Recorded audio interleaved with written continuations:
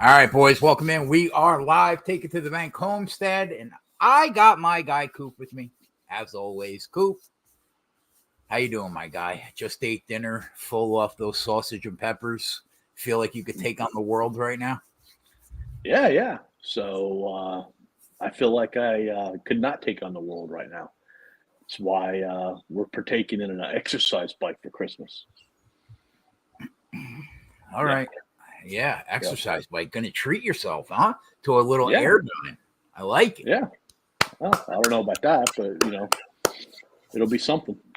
Adam Myers in the chat, back from Mexico. Good to be back in the saddle, my guy. Welcome home. Yeah. Johnny Nelson and I held it down, signed. What's going on, everybody? NFL let us down last week, Coop. We had NASCAR pegged. We had about 20 to 1 worth of parlays. You might have had more because of how you bet, but I had about 2 9 to 1 parlays that died because of the Buffalo Bills on Sunday night. But that I was thinking about it today when I was prepping for the show.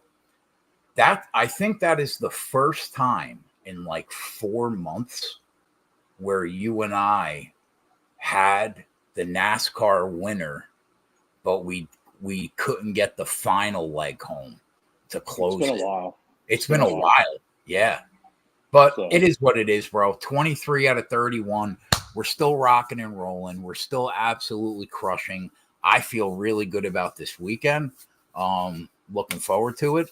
What were your thoughts? Where were we? Vegas. What were your thoughts on Vegas last week? Takeaways. my takeaways from last week are there are no elite NFL teams.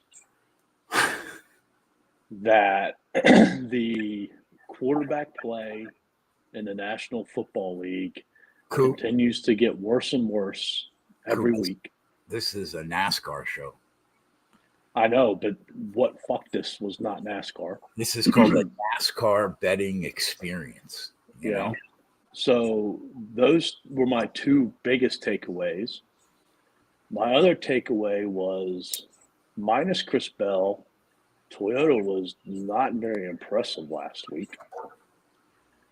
And to be honest, William Byron, he was solid. He does what he does, hangs around and tries to take advantage, but he didn't impress me either. It was really just Bell and Larson, their show. yeah. But yeah, Toyota was disappointing, man.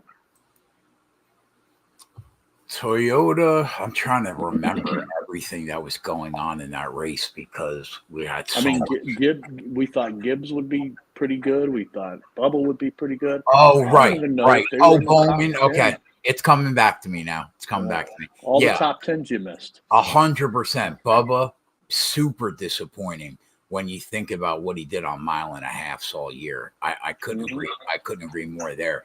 Gibbs, um, he was disappointing, but I never really know if it's the kid or the car. Like he's so young still.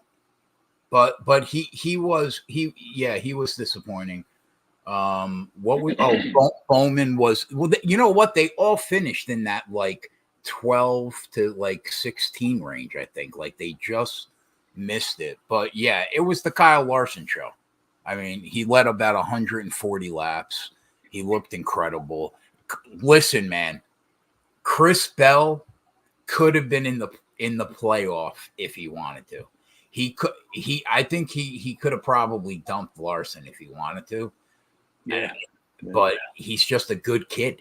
There was some talk about that this week, and that's basically what it come down to. Is not his demeanor. Yeah, he's just a good person. A good person. But kind of like violence isn't in my demeanor. Violence and dumping people isn't in his demeanor. mm-hmm. Yeah, me too. Me too. Coop, we're not here to talk about my personal life, okay? All right. But so listen, now bro. you've done lost your whole thought, man. Yeah, I did. You threw me off.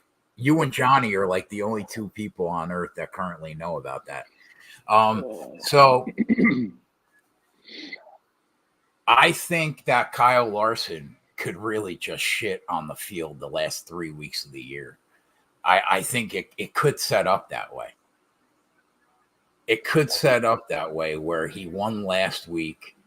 He puts the field to sleep this week, and he puts the field to sleep next week. Like, I see a world where that happens. All right, hold on. He put the field to sleep last week. I agree with that. He could this week. I agree with that. But there ain't a shot in hell that he's putting the field away in Martinsville. Well, I forgot. Why do I think that Phoenix is the last race? Phoenix is the last race, but Martinsville's before it. Oh, okay. I thought that was the last race. Okay, that makes sense. Okay. All right, yeah, that's fair. I forgot about Martinsville in between. So let's start. You know what? It amazes me sometimes how much money you win with betting NASCAR, but like some of the basic stuff, Yeah, you just I I don't don't want to say you don't comprehend it, I don't but you just don't focus on follow the it. I don't Yeah, focus on the basic stuff. You're right. right, How many weeks are left? Shit like that. I don't. right. Yeah, I just Yeah. dig into the race, whatever race we What have in front of us. about my boy today? He's Chandler Smith, man. How about that? Joe Gibbs, Yeah. here we come. That kid's Yeah. going to win some races. Mm-hmm. He's going to Yeah. be in the Cup Series soon. Well, I mean, obviously everybody thinks he's going to be replacing Marty now. But, when Marty retires. But we'll see.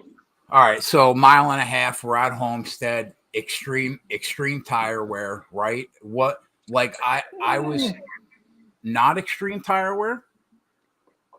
In today's world, it probably is, but like it's not a Darlington type of tire wear. But right now, what's the closest? What would you say? Fontana's the closest. Auto Club, right? Yeah. And yeah. then Homestead, right? Yeah, I would probably say Homestead and Auto Club. They're probably very similar. Yeah.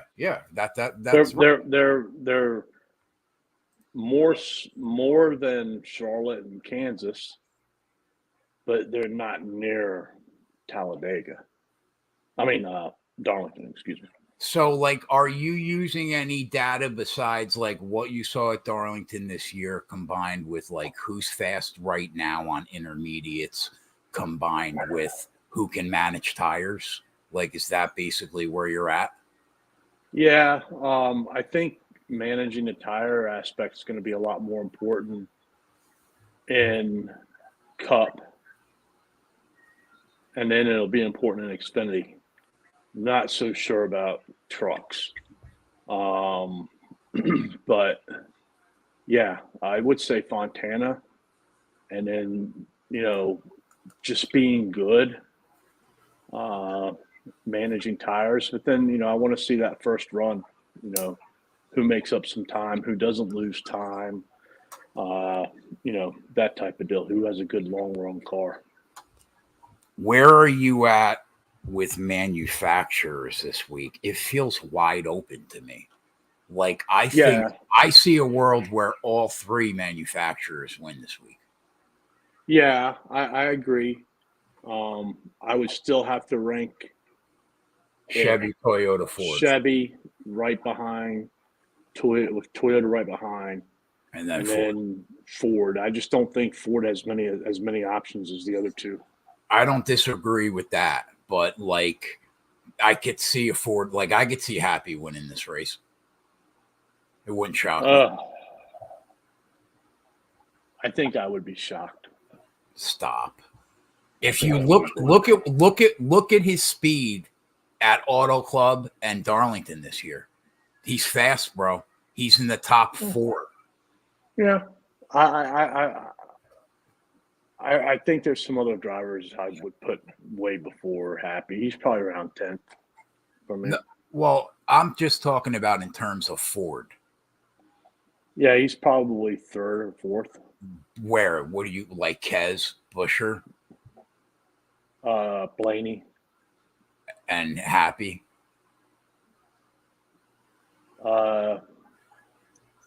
Yeah.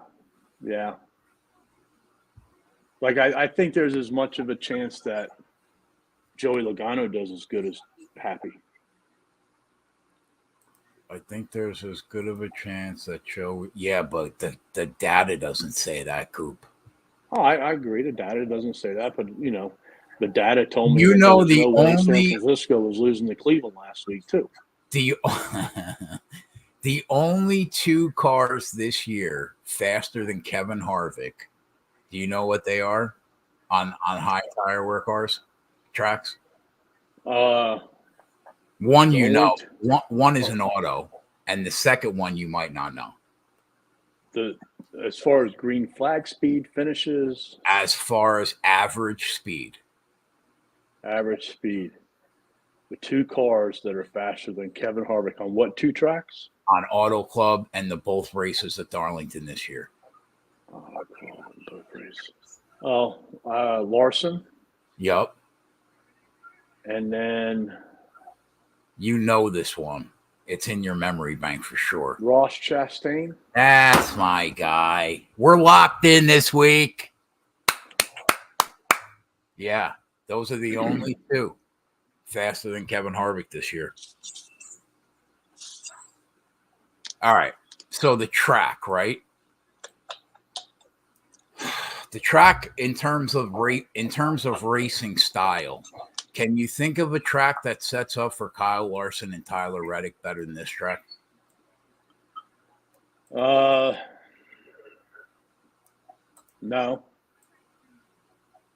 That wall, like, it just seems like the preferred line to get the most speed around this track is riding that wall, right? Yeah, but it's not the only way to get it done. Okay. If they're hooked up, it's going to be hard for the other ones to do it. But we can see, like in Xfinity, Justin Allgaier doesn't run the middle line. I mean, the top line. He runs that middle line, and he does it really well. Right. Kevin Harvick's not really a top line driver, too. True. He's probably going to run that middle line. Yeah. So there's other ways that it can be done. But if Larson and Reddick are up on that wall and they stay off of that wall, and the cars are good, they're going to be tough to beat. But, so Larson won this race last year, right? He basically led 199 laps, I think. 199 laps. Yeah. Yeah, he dominated the race. He was the first at the end of stage 1 and 2, led 200 laps. Year before that, Byron won the race, and I think like Reddick has like two. I want to say like I don't know what happened. What happened last year? He finished 35th. He got into an accident. Something. He finished second in 2021, fourth in 2020. It just sets up really, really well for him. And this is the best equipment that he's had by a country mile. And the books they're quick to it, man. You never see that guy at 5.5 or 6 to 1 when he's not on a road course. Right. And this week the books were like, yeah, we know too. We know what you guys know. Right. And they placed him accordingly. He took a mid-tier Xfinity car here too, and finished like second or third with it. Not like top of the line, but mid-tier. So, yeah. So we know that we like them, right? Yeah. So we're gonna both be on them. Let me pull up odds real quick. All right, I got a few books up. So right now, I'm just going to use Bet365 as an example. Right now, they have Larson at like plus 275. Jesus Christ. Marty 5.5 to 1. Let's talk about Marty. Well, hold on. What has to happen in qualifying for Kyle Larson to be 5 to 1? No, he has to hit the wall and go to a backup car. And even then, I'm not sure, but probably. What about Reddick at 8 or 9? He has to really miss the mark. They have to really miss the mark with that car. Like he qualifies 10th. He qualifies 10th. That line doesn't move. I don't think. 20th. Then it moves. He So qualifies. If he qualifies 20th, he's probably like 10-1, 9-1. Okay. I can't see it moving if he qualifies inside the top 10, though. Okay. I think, where are you at? Do you agree with that? I don't know what the thresholds are, but I do completely agree that it's going to be a lot tougher for the line to move on a Larson than what it is on a Reddick. So I feel good about those two guys, right? And then, like, I feel good about, historically, when you and I bet this track, let me ask you this. Go ahead. I'll ask you later. I was just going to say, historically, when we bet this track, we ride the guys that know how to manage their tires well. Those are the guys through the race that they make their way towards the front, and it's worked out for us. We've won a ton of money doing that, right? But like, I don't know, like Denny Hamlin and Marty, they have not been great the last couple months. Like, when you think of the guys right now that are going to manage their tires and run well, Marty, Denny, Harvick, Kyle Busch, Keselowski, right?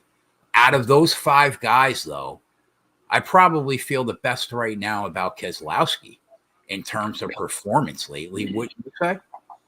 Yeah, I don't have Denny and Marty. I have 2 guys ranked ahead of Denny and Marty. You have 2. See, the second question is, like, Ross Chastain has not been stellar, but he has been stellar this year on these high tire wear tracks. Is he ahead of? Is he one of those 2 guys you have ahead of them? Yeah. But he could be a total no-show too, Coop. And we could burn fucking money. That's what I worry about with him. Yeah, you're right. So who's the other guy that you have right now in your top 4 ahead of them? Keselowski. Yeah, see, Kez I could buy. Oh, Chastain is a tough sell, man. I get it, though. I get it. Especially at the price. Like, I do think that the price, out of everybody we just mentioned, when you look at Truex being around 550 at that 365, and you look at Denny being 7-1, like, the price is pretty fair on Chastain and Keselowski compared to those guys at 16 and 18. Yeah, like, I'm not really worried about them not being in the playoffs and feeling that, like, they can't run these playoff drivers, because Kez is looking for that win. And, yeah. I mean, so is Ross. It's not like Ross has won a bunch. Yeah. But, Ross more so to get something right headed into next year, to give him some positivity headed into the next year. He wants. So I just think, you hit the nail on the head. Like, Keselowski's been great for the last, 10, 12 races. Very consistent. Mm-hmm. If the things fall right way, he could have won a couple of them probably. Chastain on the 1.5 miles has been really good. So, like, right now, right? The only people I'm thinking about betting pre-race, I kind of feel like Larson and Reddick are the 2 guys. Like, do you plan on betting more than them going into the race? I probably hit on Ross and Kez, because I think the groups for qualifying are pretty equal, and based upon what you saw today, qualifying, I don't want to say it doesn't mean much. It means a lot here, actually, because I think the last 6 winners have all started in the top 5. But you saw some names that you wouldn't expect to see in Xfinity and trucks do well. So, and look, there's some teams out there that have, closed up camp for the year. They're not going to be very competitive. But I think Keselowski and Chastain are the opposite of that because of what I said before. But isn't your the default position on Chastain is don't bet him before qualifying because he normally he's been better in practice and qualifying this year. So where did he qualify in those Darlington races? Did he qualify well? I don't know. You have to look. Let me look real quick.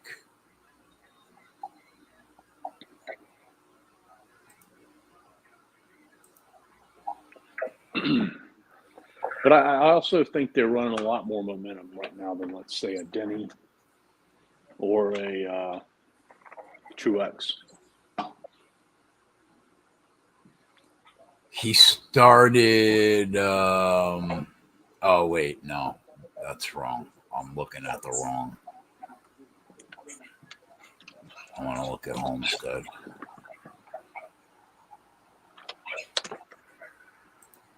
So, Marty, while I'm looking for this, Marty and Denny,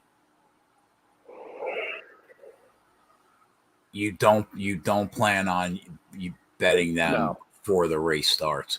I think there's a better chance that their numbers go down or are more favorable for us than a Keselowski or Chastain. I don't know why, but I think I'm more worried about Denny than I am about Marty. Yeah. He's really good here. Yeah. Both of them are. Denny's won here 3 times, I think. Yeah. But I mean, neither one of them are setting the, field on fire, especially Truex. Chastain in the second Darlington race started 27th. Finished 5th. In the first Darlington race, he started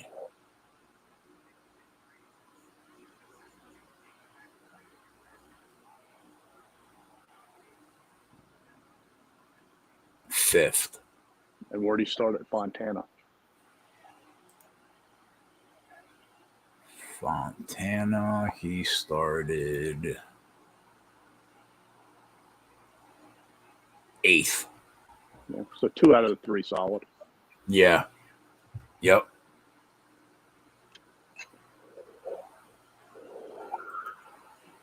So looking at anybody else in Cup? I have interest in Ryan Blaney. I'm not going to bet him pre-race, but I have interest in Blaney. That car's fast. If you look at last week, he had the 3rd fastest speeds. Did well at Charlotte. He's good on the 1.5 miles. He's the Ford. And then if you look at Keselowski, that gives me hope. Although, that team's running a lot better than Penske overall. But I'll definitely have my eye on Ryan Blaney. Yeah, I'll buy that.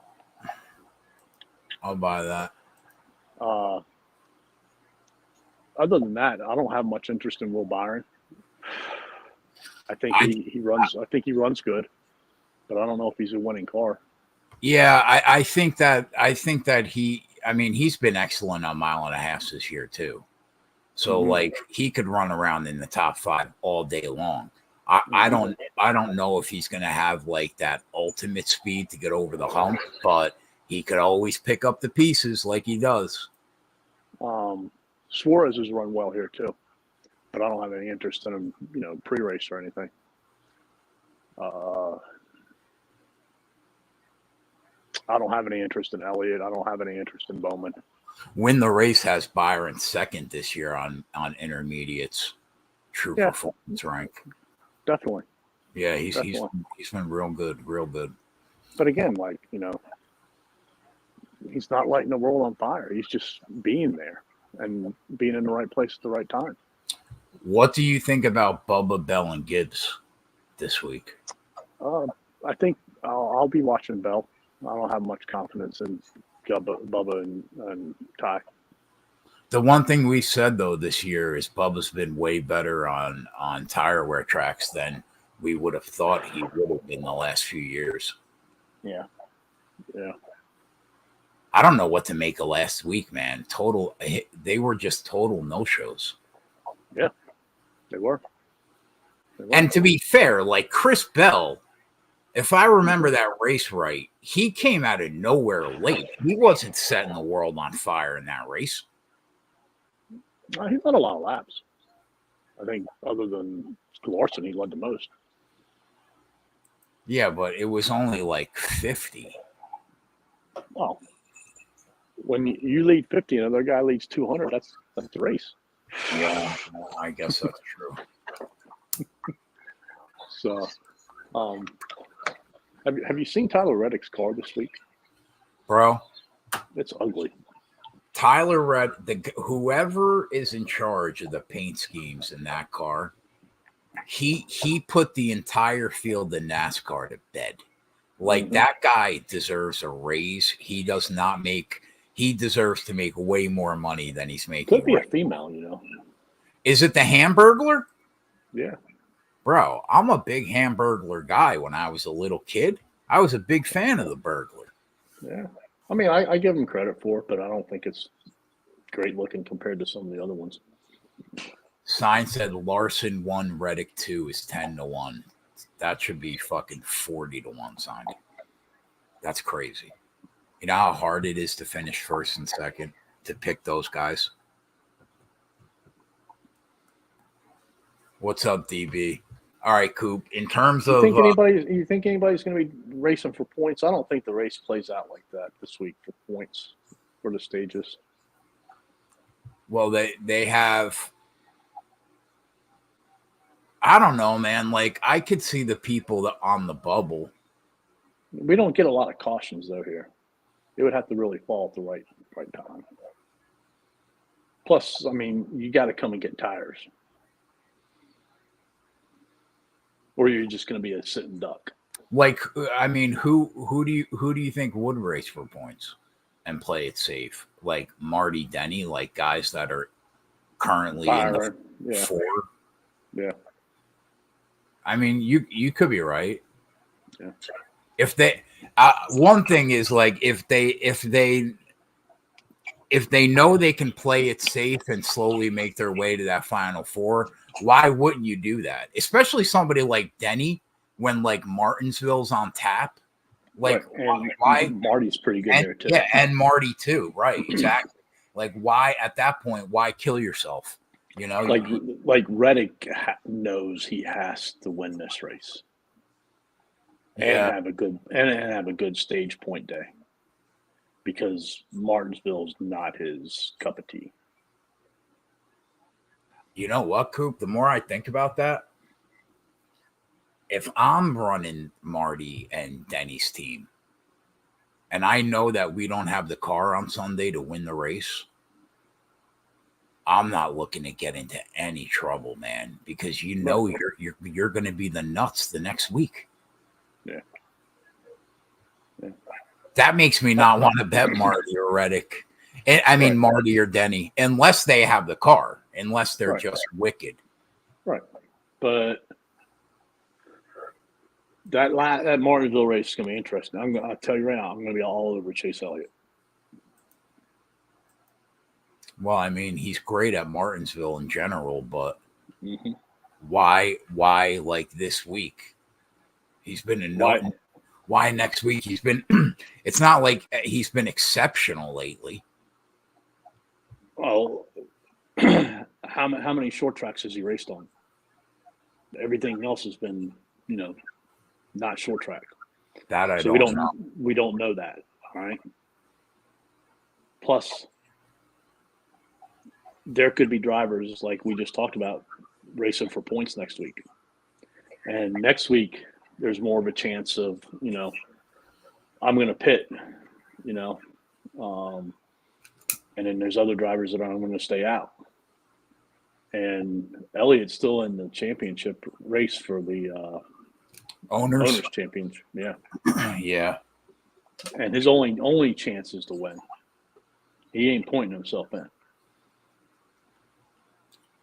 So, what do you think about Chris Buescher? Like he hasn't been very good here, but that doesn't really matter this year.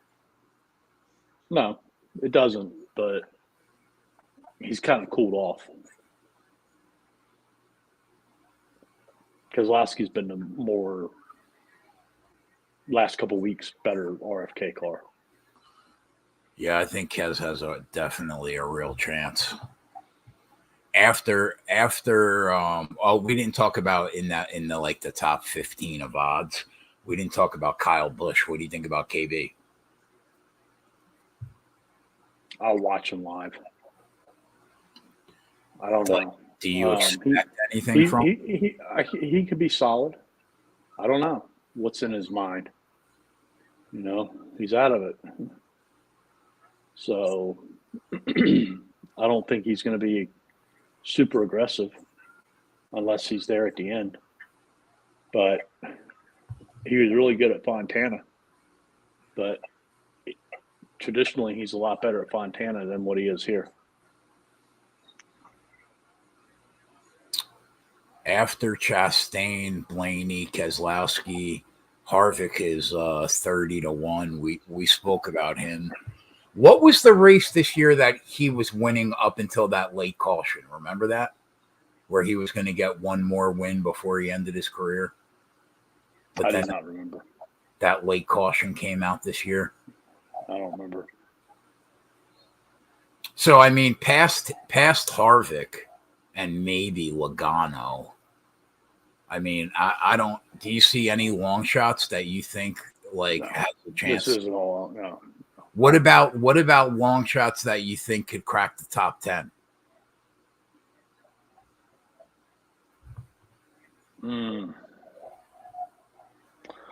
I know a lot of people are on Austin Dillon because of his record here, and he was like 6-1, I think. I don't know what he is now.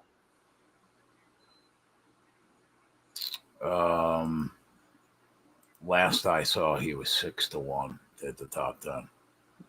550 right now at Bet365.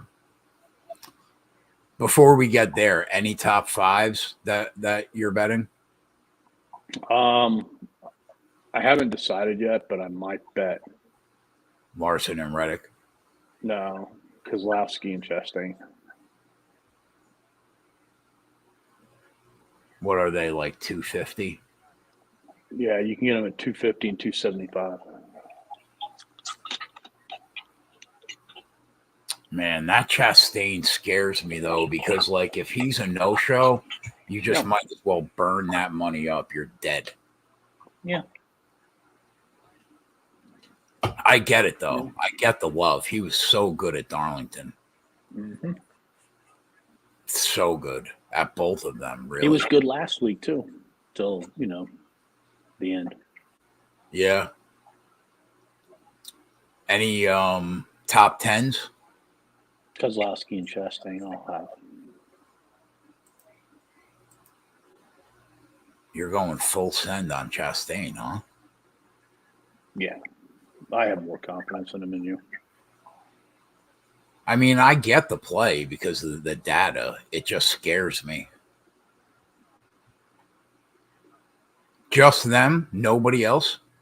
Nobody else.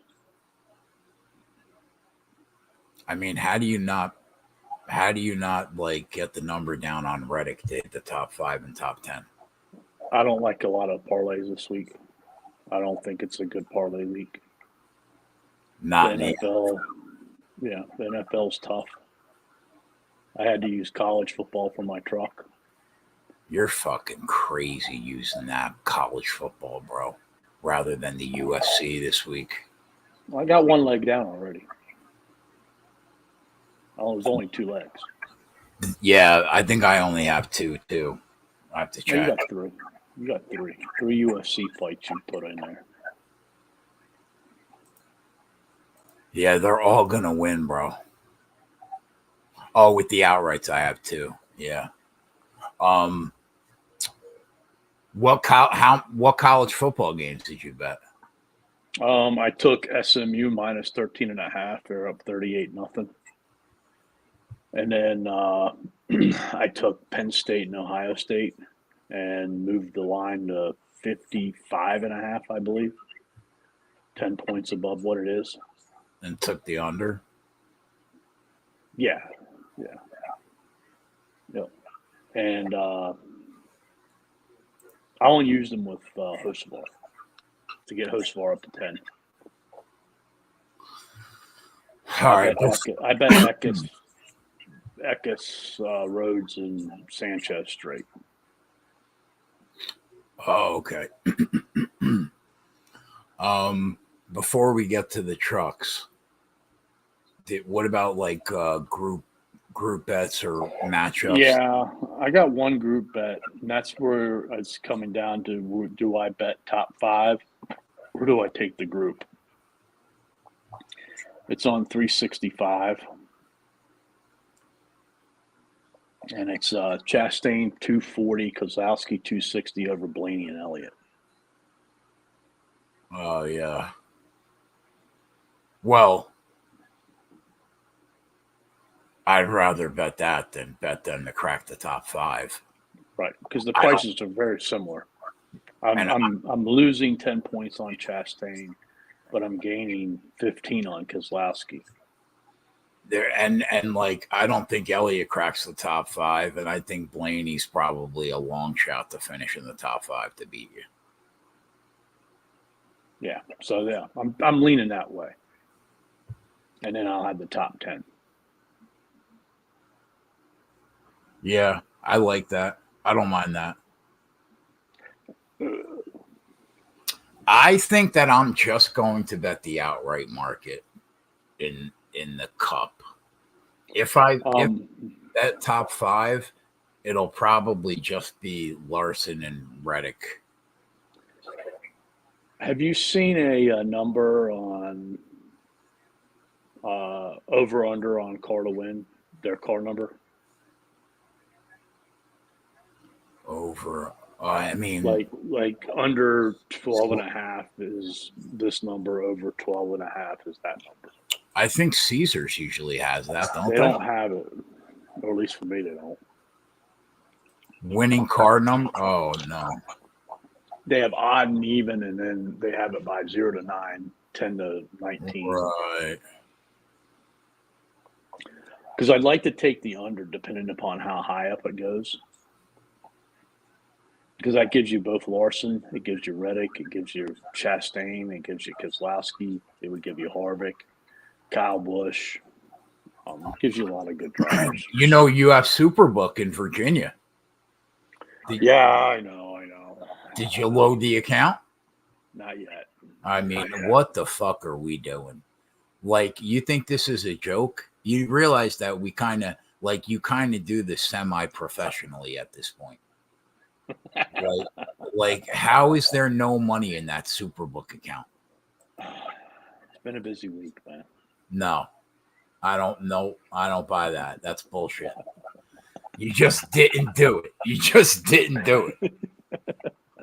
Oh, yeah. Sign goes, BR has it. Yeah, signed. The other book I've been yelling at him to open up an account for. Now you're double teaming me, man. For 2 months. What is it signed? What's the numbers? I mean, have I taught you nothing? What are the numbers? Hold on. Over 10.5. Under 10.5.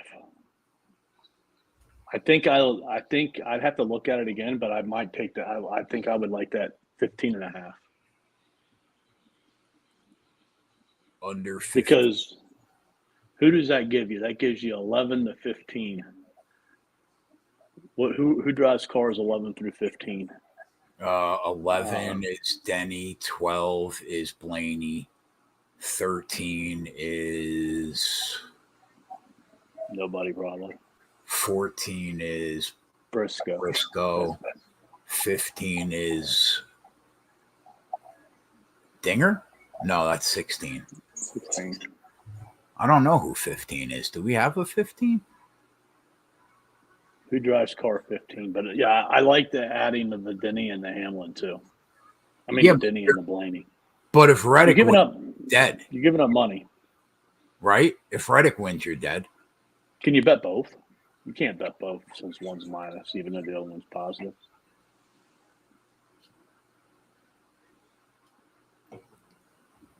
Yeah. Pool is 15. That's not going to help. Yeah, Meyer, we fucked up on Ben Rhodes. I don't know what happened to him in practice and qualifying. I take your buddy. I send an email to you the other night. I know, bro. He missed the mark. What do you want me to do? He missed the mark. Your buddy. Stewie didn't look that bad though. He's 50. He's 50-1, Coop, at Caesars. Right. I'm betting. And what? Right. You already bet him. No, I didn't bet him yet. I bet you had Stu on your. I thought I could have sworn I saw Stu on your sheet. You see him in the top 5. You don't see. Okay. You don't see him to win, but 50-1.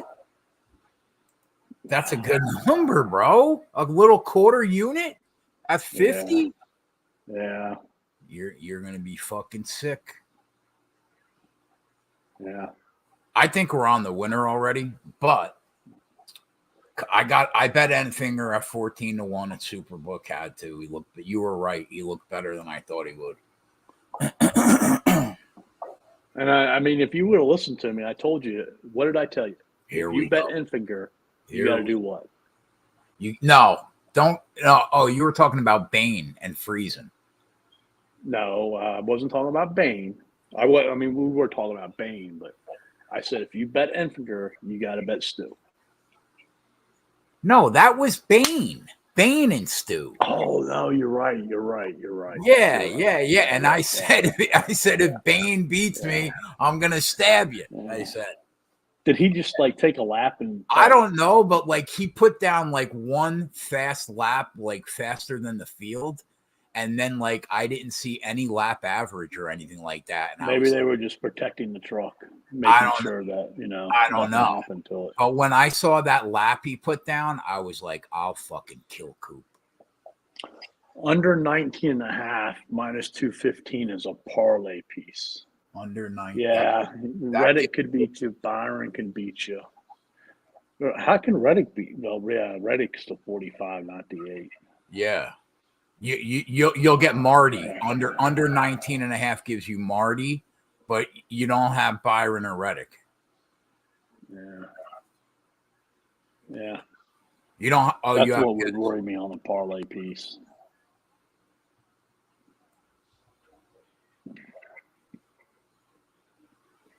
Honestly, though, they're probably the only 2 cars that could beat you. Because you have Kez, you have Chastain, you have Larson, you have Marty and Denny. Bell could beat you. You'd have to give Bell some credit. Oh, Bell could beat you. Yeah, that's true. I guess he could beat you.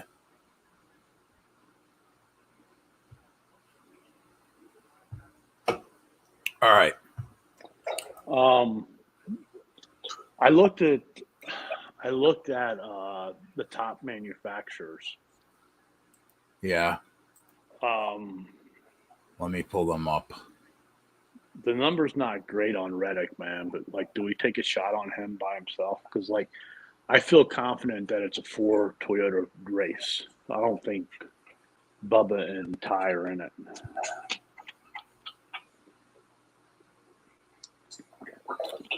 You're saying just take the shot on Reddick to be the top Toyota? Yeah. I guess the only question I would have would be, is there a group that Tyler Reddick is in where you're matched up against better cars than Marty, Denny, and Bell? around the same price, because that's matching up basically, against better cars. yeah, more favorable to Reddick than Marty. He's probably going to be matched up in Larson's group all week. That's probably true. So he's with Larson, Truex, and Hamlin on 365. Yeah, and it's the same group on DK. he's with Denny, Byron, and Marty at BR. Let me see if my my secret stash should come through for me maybe this week. Fuck Freddie. I know you don't read Discord that often, but did you see what I put in there this week about Freddie? I did not. Oh yeah, I did. You can't parlay, right, anymore on Fred? Yeah. No, not That's NASCAR. That's not good. FanDuel and Freddie now? Yep. That's not good. He's with Truex, Reddick, Hamlin, and Byron on Fred. Yeah, at that point, you would rather would you rather go up against Byron or Bell? Yeah. Probably Bell. Right. Yeah, I'll buy that. I don't mind it as a solo bet. He should be better than them. Should be. But I don't have any interest in Chevy. The number on Larson's ridiculous. He's minus 235 at Caesars. Can you imagine? Yeah. I mean, Jesus Christ. And then Ford, it would have to be Keselowski, but I mean, I don't know. I feel more confident betting Tyler Reddick to win Toyota than Keselowski. I agree. Yeah, I'm with you. The prices they're not that good. They're all 3-1. Blaney, Buescher, and Kez. Larson, that number's crazy. Although, if Kyle Larson has an issue, and you're really high on Chastain, he's 9-1 to be top Chevy. That's not bad. Right. But I don't want to go crazy on Ross and have him bury me either. Fair.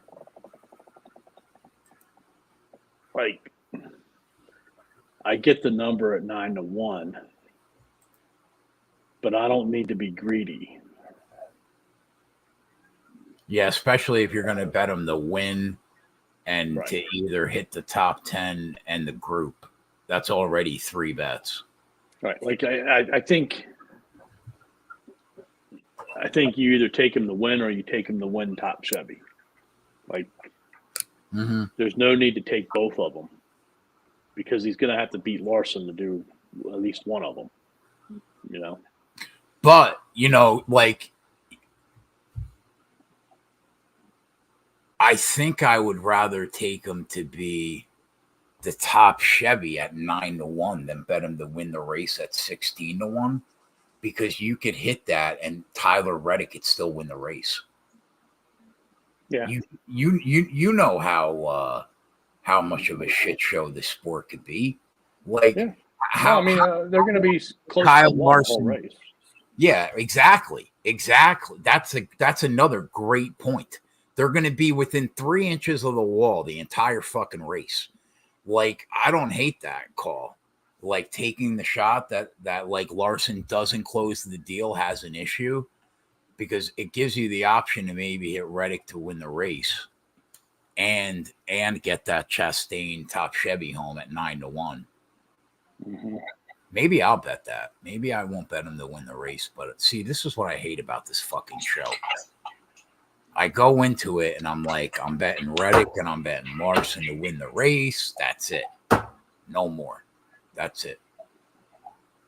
Because I'm so invested in the truck race. All right, but finishing up this and any other thing before we I looked at, you know what the stage 1 and stage 2 winners are on Caesars this week to win the race? what? 250 and 180. Yeah, it's just stupid. And I didn't really care for any of these two guys or any of these three guys wins on Caesars. That price is so crazy because the only person that will be that low at the end of stage 1 is probably Kyle Larson if he wins the race. I mean, if he wins stage 1. Right. Like nobody else is going to be that low. He's already that low on stage 2. On stage right, 1. Right. Like other than him, I don't think anybody's going to be that low. No. So that bet's just crazy. They didn't come back with that bet that they had last week, Caesars, where, how many cars are on a lead lap, how many cars, lead a lap, how many cars, et cetera, et cetera.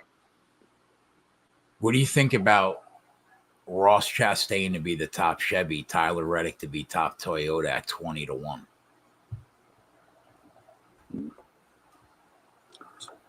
Well, you said it should be 40-1 for Larson to win and Reddick to finish second. Well, that's to win the race and finish second. That's a little different than top Toyota and top Chevy. But I mean, if they're top Toyota and top Chevy, like one of them is going to win the race. Yeah, I guess that's possible. I just think it's hard to get,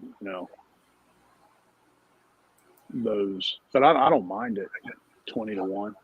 If you want to, throw a hamburger on it or something. Who do you think gets the pole, gun to your head? Oh, man. I kind of feel like it's going to be Denny. If you look at him at Homestead, he got the pole like a cajillion times. But you got to remember, this was the championship race a gazillion times too. Now it's not. That's a good point, Coop, because they would start 1, 2, 3, 4, right? Well, not necessarily, but a lot of times that's how it works out. Yeah. So I got to kind of throw that out. How often does Homestead go to overtime? Probably not much. It's not a very highly cautious race.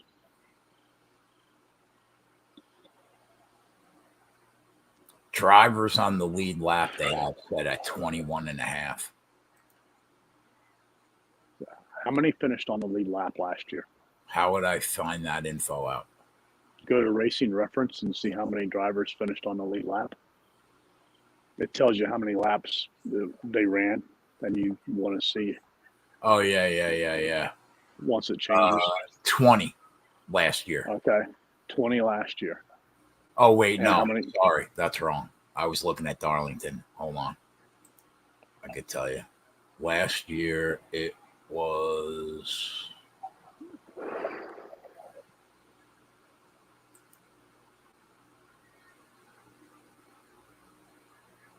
$23. 20. Yeah, 23. I would take that bet. What? You said it was 21.5? Yeah. What's the over? Minus 115?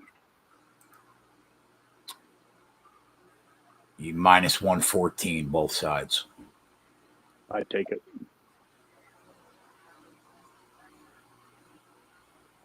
How come you're so? Why? Why do you say that? Because how many cautions were there last year? 4 or 5? Cautions. 1, 2. Well, not counting stages. No, you got to count stages. 1, 2, 3, 4, 5. Yeah, 5. So Kyle Larson like freaking dominated that race. Like nobody's gonna have a better car than what he had last year. And 23 cars were on the lead lap last year. Right. I mean, he was freaking. He had like a 10-second lead at one time or something.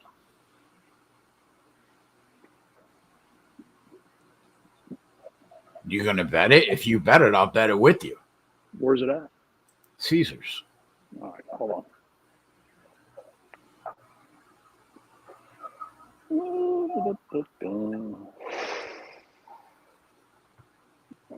Drivers on lead lap at finish over 21.5.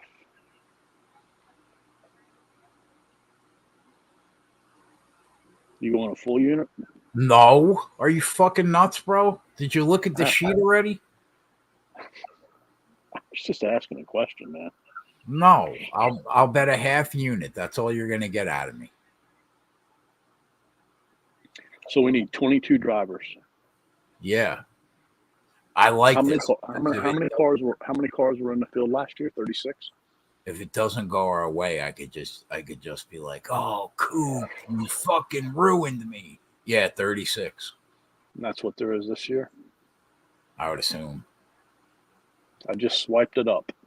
All right, Coop.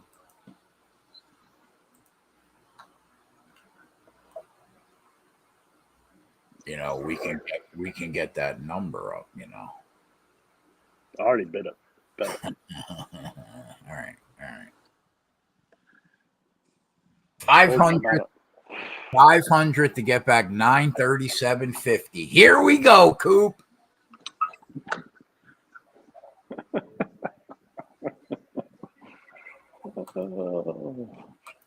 $500. All right, we're in. Yeah, bro. That's how how we roll. All right.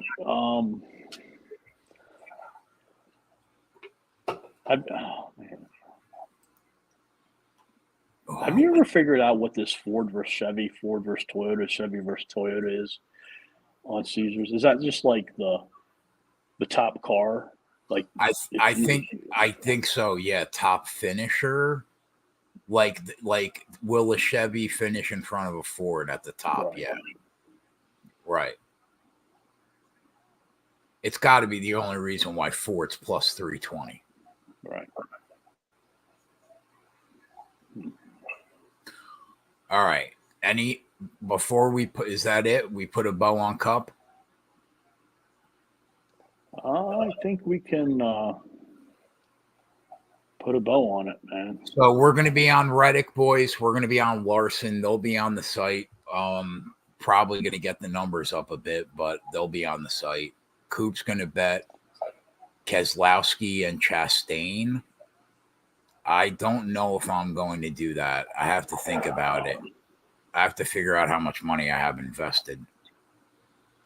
Milo, the bet was on Caesars, number of drivers to finish on the lead lap, and we took over 21.5. I put a unit on it. Keg the Wimp put a half a unit on it. Yep. I'm a little bitch boy. Nothing on Busher, no, Andrew. Not going into the race, at least. All right. Do you think two things left before we move on? Okay. They qualify at 9 a.m. and practice at 9 a.m. tomorrow. Do you think that has any difference? Because they're racing at 2:30. Let me see what the weather is in Miami, temperature-wise. It's pretty fucking hot in the mornings there. Yeah. Half my family lives in Florida, in the Miami area. Oh, really? Oh. Yeah, Miami, Fort Lauderdale, Palm Springs, Boca. That's where my family is. Oh. Boca, then in the high rent district. Yeah, my scumbag father. So tomorrow morning at 9 a.m. it's 74. At 2 o'clock, we're talking 10 degrees. So I don't know enough to say who's it going to help and who's it going to affect. So we'll move past that. What's the other question? Byron and Hamlin, are you getting on them for the chip? Yeah, I have to. Yeah, I have to. I'm going to bet Hocevar. I think now's when we have to. I don't know if you bet him already. No, I haven't. I think now is when we have to stop the show because my fucking guy is back.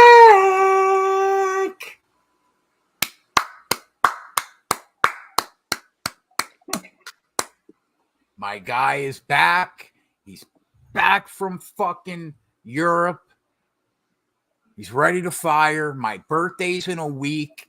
He's back for it. We're fucking coming, kid. New Jersey, stand up, bitch. My main man. My number one person on the internet. All right. Xfinity Coop. I know that you said that you.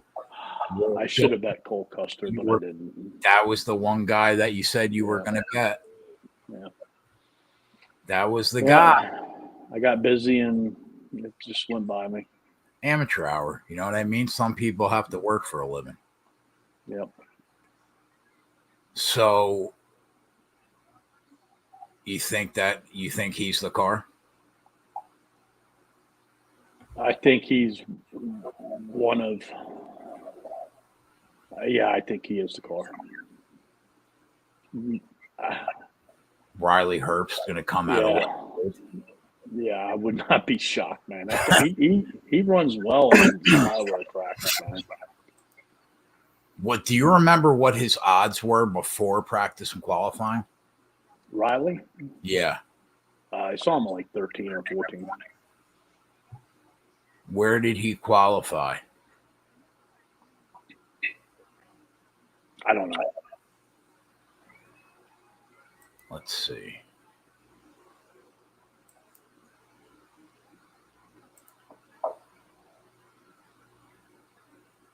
I don't think he was right around top 10, wasn't he? It wasn't a stellar. So obviously Custer, Nemechek, Allgaier, to the surprise of nobody. Yeah, but like Nemechek was really not good in practice from a time perspective. Oh, Herbst was 7th. You know what that means, bro. That means everybody in front of him is fucking dead. He's right there. What do you think he comes back at off that win? Do we have odds back up? 10-1. That's what he is? No, I don't know. I'm just guessing. What do you think Custer's going to be? 3-1?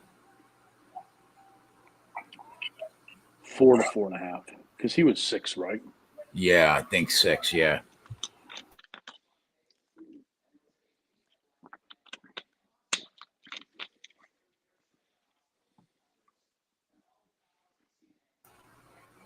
Nemechek, you think still going to be like first choice? I don't know, man. He was really slow in practice. Did you look at his practice times? Yeah, I got it pulled up now. His lap average time was weak. Like, what was his 20 lap average? He wasn't in the top 10 in like 5 and 10. His 20 was 1. Did you look at the practice times? Yeah, but I don't have it memorized. Did you see what Riley Herbst did in practice today? Yeah, he was like 15, 20, 25, 30 lap leader or something. Yeah. Nemechek was 1, 2, 3, 4, 5, 7th on the Yeah, but how he was like a second. Yeah, Riley Herbst was running 33.3 and he was running 35 flat. Yeah. That's 1.7 seconds behind. Dale. Because John Hunter is really good on long run. So I bet one guy. I bet Dale at 13-1. He's the only guy I bet. I wanted to bet his top 5, and I forgot about it. Hold on. You bet Dale Earnhardt? You fucking ain't right, I did, Coop. Yeah, do you remember how fast he was on that race that he ran this year? And you bought him at what number? 13. You just went against like everything. Yeah.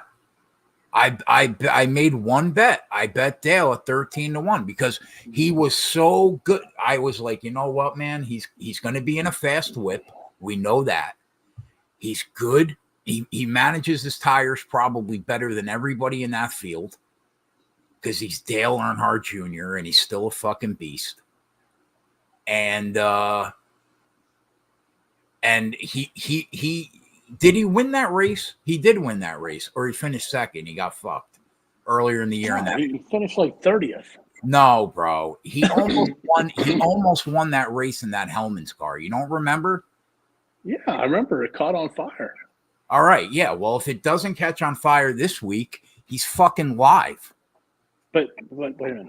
Do you know what he opened up at? I bet him like before practice and qualifying, like this morning. So what could he have been? I found the best number on any book that I had was 13-1. 30. Well, that doesn't help me. What does that do for me right now? When he opened at 30. Yeah, Coop, I looked at Xfinity for the first time this morning. That's amateur hour. It's Xfinity. It's the series that I literally wrote off and said I would never bet again. But I continue to bet it because I can't stop. Dale? Yeah. How long have I been gone? Jake said.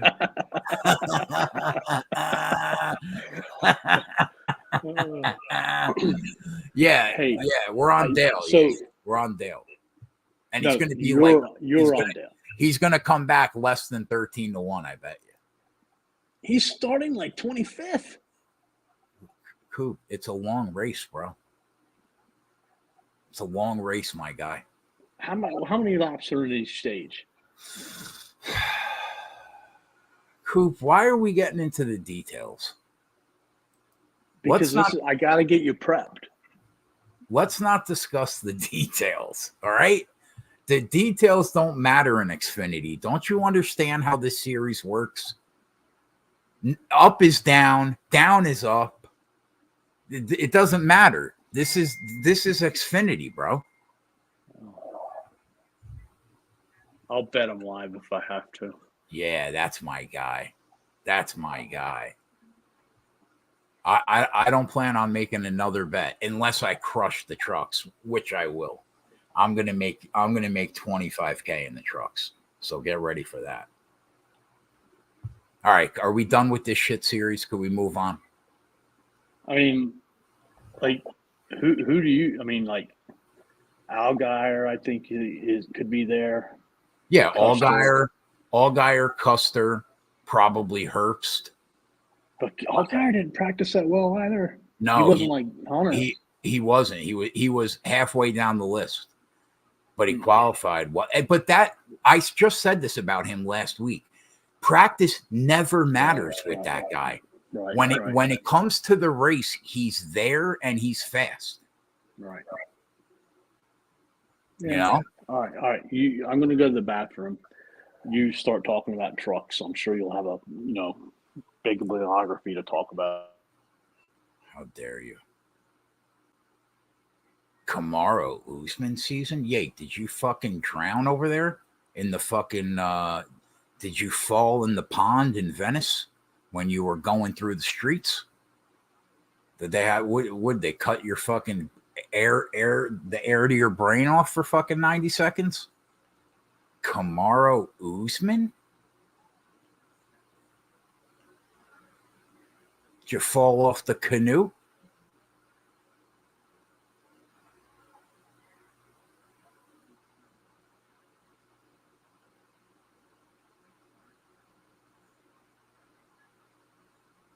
Tomorrow, Usman.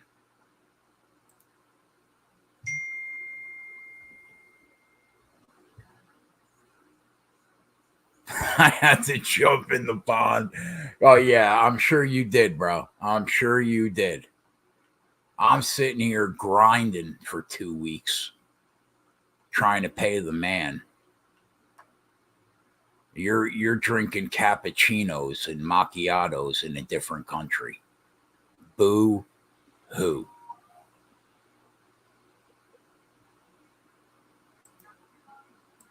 All right, yeah. So trucks.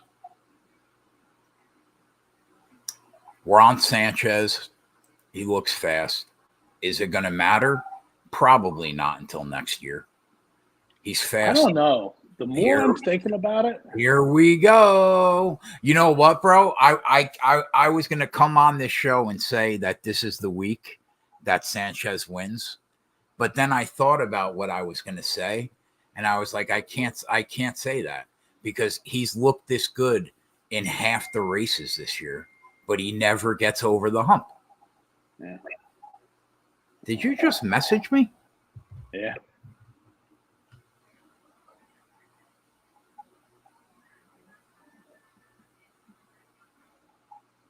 What the fuck is that? that I was asking my daughter about that. That looks like my world. Where is that? And she goes, I was like, because like she sent a bunch of pictures of them snorkeling and everything. Yeah. And I said, is that one of them infinity pools? Yeah. And she said, yeah. Yeah, it is. Like, she's like, it's in my backyard. Yeah, but I'm listen, forget the water. What is this little canoe of food floating on the water? Can we get to that?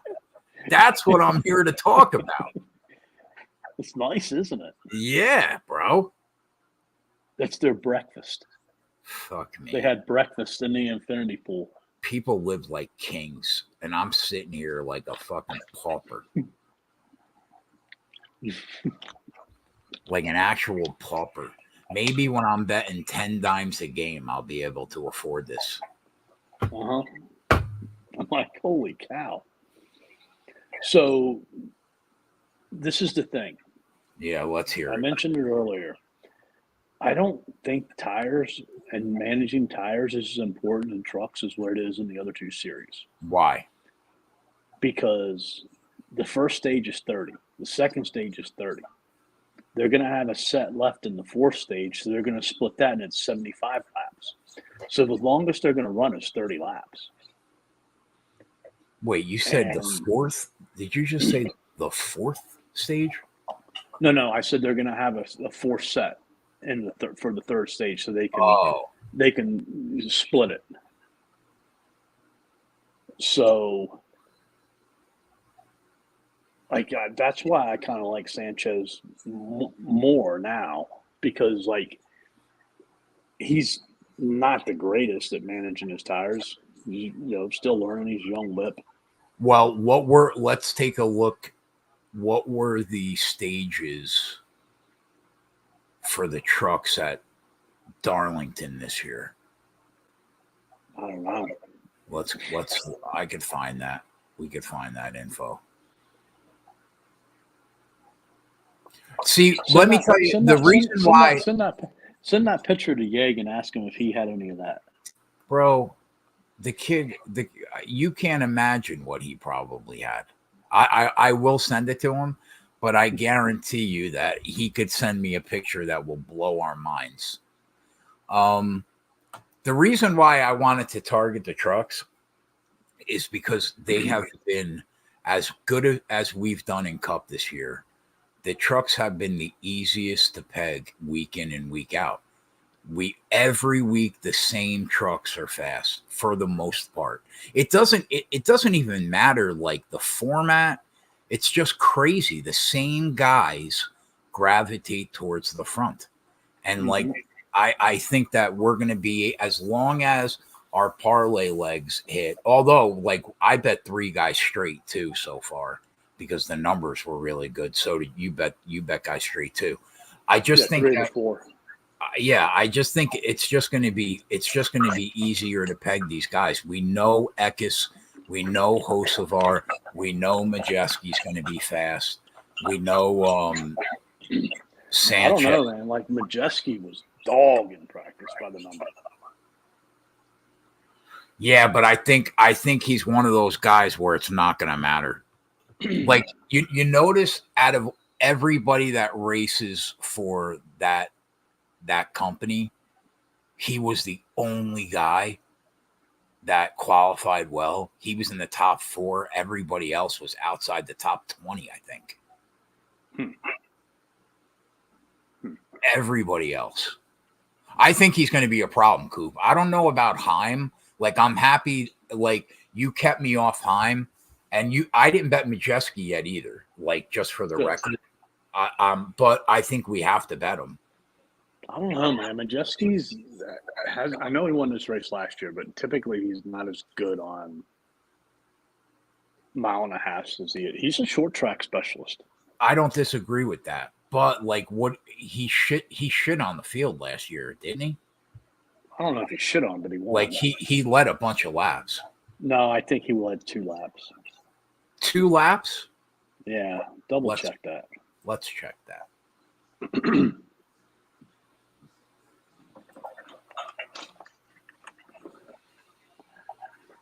He led 67. There were only 130 in the race. He probably did shit on the field.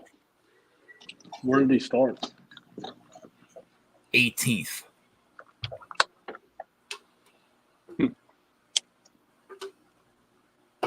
I'll keep an eye on him. The one I think that we have to bet him, Coop, because that number, if he goes forward, he's going to be like even money. You know how they treat him. Mm-hmm. The one guy that we did not talk about that I'm worried about, that didn't look bad in practice and qualified okay and finished second last year, Zane. What do you like? He's been so bad this year. He was. Yeah, I have to keep an eye on him too. And I think, I don't know, he just hasn't had the speed. I don't know. The only guy right now he practiced and qualified a little better than what he has been here recently, though. I think the only guy that we bet that we probably shouldn't have out of everybody is Rhodes. Yeah. But I think like we're good on Hocevar and Eckes. I think we're good on Sanchez. I bet Grant. Did you bet Enfinger? I have not yet bet Enfinger. Are you going to bet him before the race? No, I'm sticking where I'm at. Okay, so I have one more. I basically bet one more guy than you as of right now. I bet Enfinger to win. That's it. But I didn't bet. I didn't bet Majeski. I didn't bet Heim. I stayed off because you were like, I think we should stay off. I don't think we should stay off Majeski, but I'm with you on Heim for now. How many guys you want to bet? As many as it takes to crush. I don't care about investing in the series. I fucking bet 10K in many races this year in this series. So I don't care about that because the return on our investment has been crazy in this series this year. I agree. You know?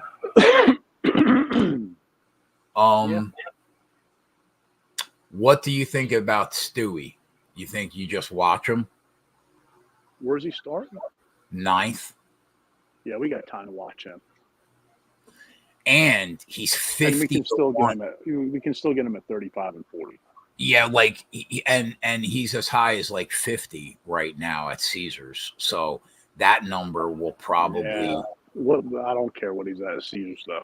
What is he at 365? 25. That's not good. Because see, I don't have confidence that Caesars is going to be live. He's basically like he was 30-1 pre-flop was the best I saw when I started looking. He's 25-1 there. Let's see what BR has him at right now. They have 33 right now on Stewie. But see, Stewie would fall into that category of there's not a lot of laps I think of him as more of a tire guy than a speed guy this year. I don't disagree with that. Long run guy versus speed. Like Hocevar and Eckes are the best of both worlds. Yeah. Like they're good on both. Like they have the speed this year, and they're going to move forward. All right, where Sanchez is just speed, right? In my opinion, they basically kept the number on Majeski and Heim pretty much the same. They dropped the number on Hocevar. But see, the other thing we got to be careful about. I know there's not a lot of cautions, but we could always have a couple laps left. We don't want to put all of our eggs on guys that are good on the long run, because we might want to have a guy who's good on short run if it's only a couple laps. Right. Now, are you betting? Like I went in, kind of like how you did a few races ago, and I bet like 7 or 8 guys to hit the top 5, because I think they could all hit the top 5 in some kind of order. I did not do that because I'm not happy with the parlay pieces this week. Are you betting anybody to hit the top 5 in trucks? As of right now, no. As of right now, no. Do they have top 5s back up? Let me check. They do. But not on. Oh no, not on 365. Where they at on? Yeah. No, they do have them on 3. Yeah, they do. You're right. Yeah. I mean, what did you pay for the top car? I think Eckes was like plus 120. Hocevar was like plus 110. Grant was Hocevar minus one? Was anybody minus 175 like Hocevar? Yeah, Majeski and Heim were minus 240. They were the so they're better now. Yeah, they were the 2 big favorites. Hocevar's your favorite now. So I might have to go in there, and I can get better prices than you. I'm not going to let you tilt me this week. Coop. Stewie was 4-1. He's 375. Enfinger was 170. He's 2-1. What about Taylor Gray? Bro, Ryan has him like pretty, like he's always high on Taylor Gray, and he had him pretty high up on the pre practice and qualifying rankings. I'm not against him. I mean, he's fast. He's been fast this year a lot. Like, I think I would have to bet him top 5 before Ben Rhodes right now. Right now? Yeah. I'm with you there. Yeah. The Ben Rhodes money, you might as well just say a prayer. It's gone. It's dead. How many did you bet? I bet 8 top 5s. I bet Majeski, Heim, Hocevar, Eckes, Sanchez, Enfinger, Stewie, Rhodes. I wish I didn't bet Ben Rhodes, but this was. How many did you bet? 8. That's 9. That's not 9. You didn't bet, did you not bet Zane Smith? No. Oh. No. we weren't high on him. I know. But like, would you now? Yeah, I would now. Yeah. Now I would. But do you think he could win? I'll just accept his loss on the top 5. If he gets there, he gets there. I'm more worried about, like, could he win? I think.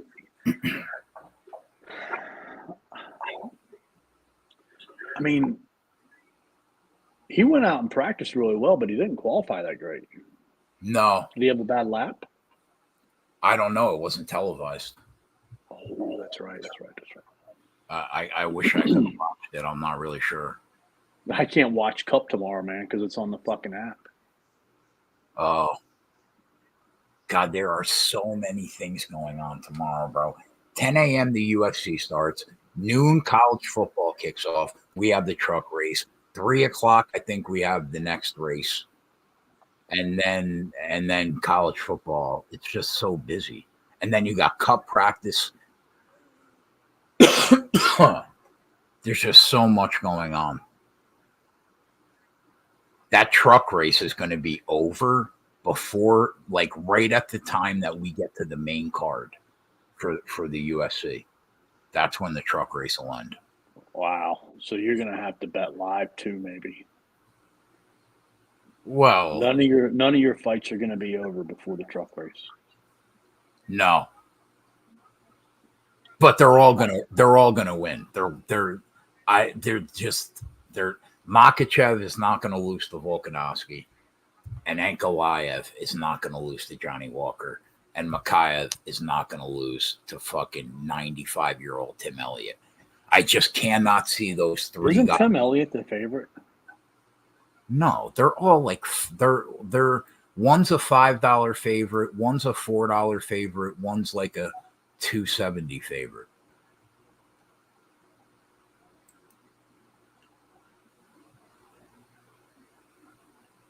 I just can't see them losing. Volkanovski, I just can't see him beating that kid off the couch. It must have been something else I was looking at where he was a favorite. Yeah, and like what you were saying with the judging, everybody we're backing is from over there. If there's going to be any favoritism, it's going to be for them. They're all like Islamic. Huh. Okay.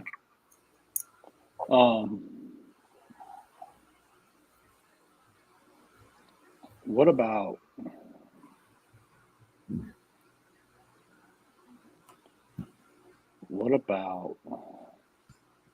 right now? I don't have it.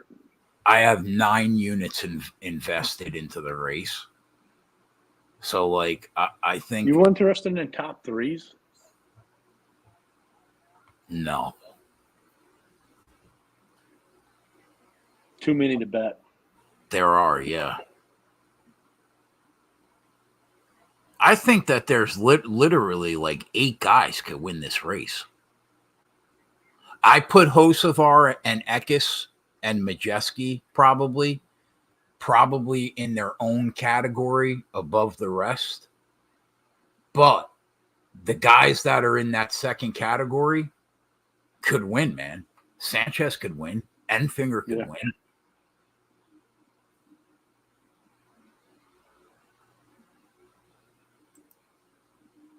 I'll take 10 units off the neck.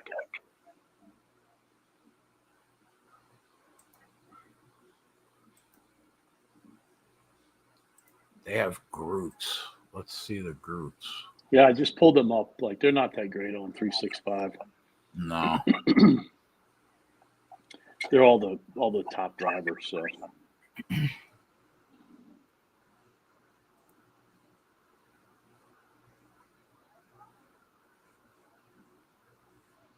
What do you expect from Corey Heim? He's the one elite guy that top five. Yeah. So you think he's in the mix for the win? I think he's going to be around top 5. I don't know if he's a top 3. These tire wear tracks aren't his specialty. But if they're not, but if tire wear is not going to matter, Well, I mean, it is to a degree, but like I still think you're going to have some speed there too. Like he wasn't great in practice. Has Majeski won a race this year on a 1.5-mile track? No, I think Homestead might be his only one last year here.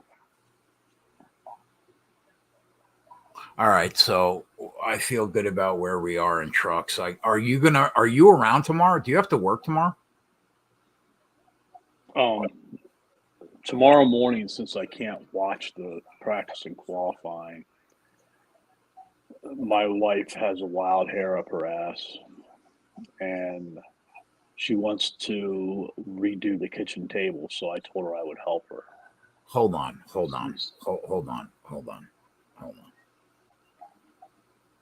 She wants the motorhome though, right? Like that's like part of her plan. Yeah.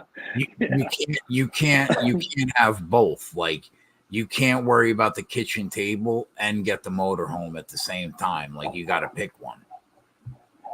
I got to balance stuff, man. Like I need you on this fucking show at noon, bro. I need you here. I need you here for the second half of the truck race, Scoop. Don't fuck me. I need you. No. I mean, my commitment to her stops at noon. Let's go. I'll be watching it. Don't worry about that. I need you fucking locked in for that truck race. I told her, since I can't watch practice and qualifying, I'll help her in the morning. Up until then to say I want you to say, listen, I had a conversation with Jay last night, and he was like, you can't have sand in the table and get the motorhome at the same time. Like sometimes you have to pick, like, do you want the table and maybe we'll get the fucking motorhome when we're 70, or do you want, or like, you know what I mean? I mean, come on. Yeah. She's got to work with us. She's got to work with us here. I won't be purchasing a motorhome at 70. I can tell you that. Well, I mean, then like put the table aside. I might not be driving at 70. Hey, bro, your stepfather's still driving. I know. Let's get ready to say that. I am not going to be driving 12 hours when I'm 75 years old. All right. Do you want to talk anything about the NFL before we go? Yeah, we can go real quick. Yeah, real quick. You're not going to keep me up until midnight. Yeah, especially when we have a 10 a.m. show. Atlanta and Tampa Bay, 37 points, 2.5 line towards the Bucks. 37 points. Hold on, I just want to pull my site up real quick for the look aheads.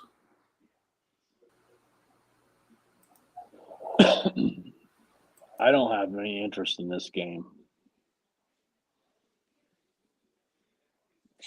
What was the game? Tampa Bay and Atlanta. Tampa Bay and Atlanta. Yeah. I don't really have any interest in this game either. Hold on 1 minute.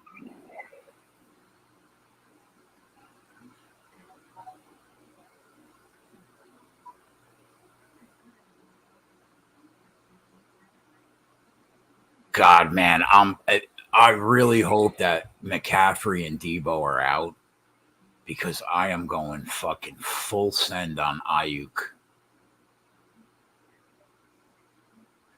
I think that kid's gonna smash.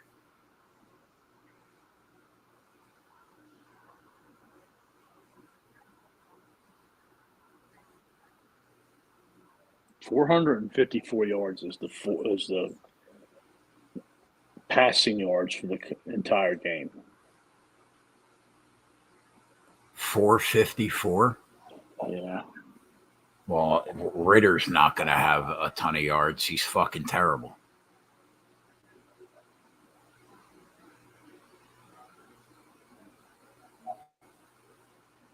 You always have to worry about Tampa, though.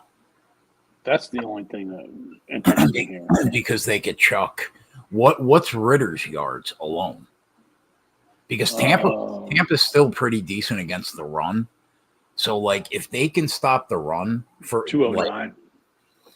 If they could stop the run, Atlanta's in a real bad spot because Ritter cannot will that team to wins. 209.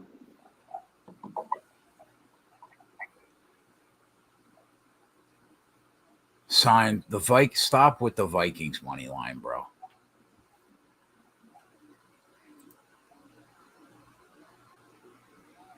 All right, let's move on.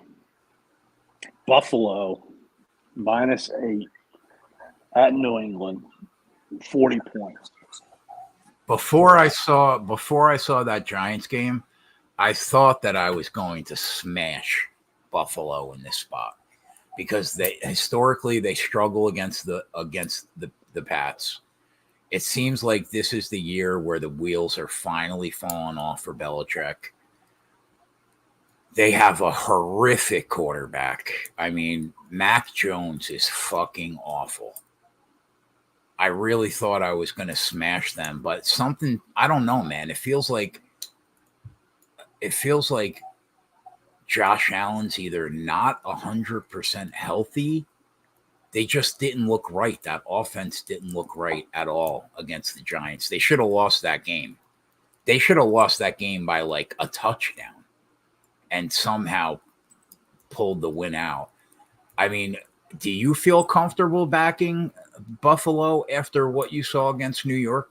Like, I'll tell you what, like, I think I like Mac Jones to throw a pick in that game if the price is reasonable. But I don't feel like Buffalo is an auto smash spot here. Not what after is the East Coast weather? Is it still supposed to be windy? It's been raining here all fucking day, and it's pretty like cold. I could check the weather. I could check the weather for that game.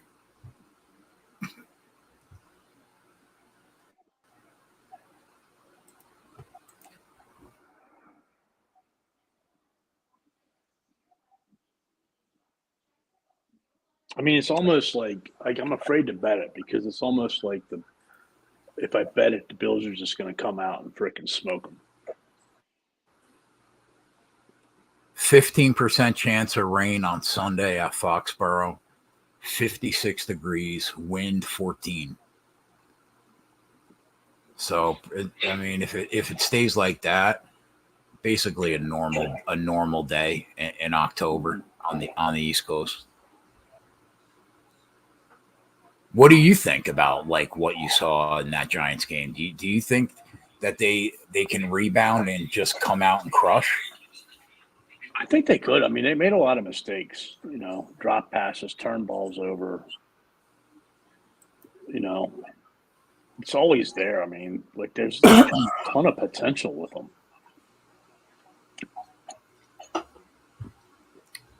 That's what scares me.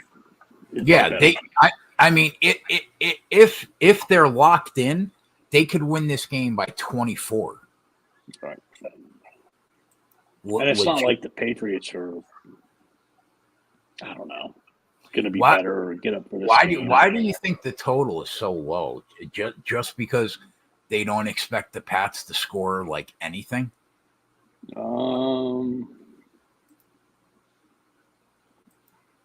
40 is low in a Buffalo Bills game. I mean, their team total is -150, 23.5. So their team total is probably around 26.5. 24 and a half at even Buffalo is at DK. Yeah, Milo, I agree. There's definitely something wrong with his shoulder. He just doesn't seem right. Although Coop's right. They dropped a ton of balls in that game. A ton. And at least it seemed like a ton. Yeah. What's their first half team total? 12 and a half. Like if Buffalo's locked in, They could have that 12.5 covered by the end of the first quarter. Yeah, if they're locked in. They could end up the half with 6.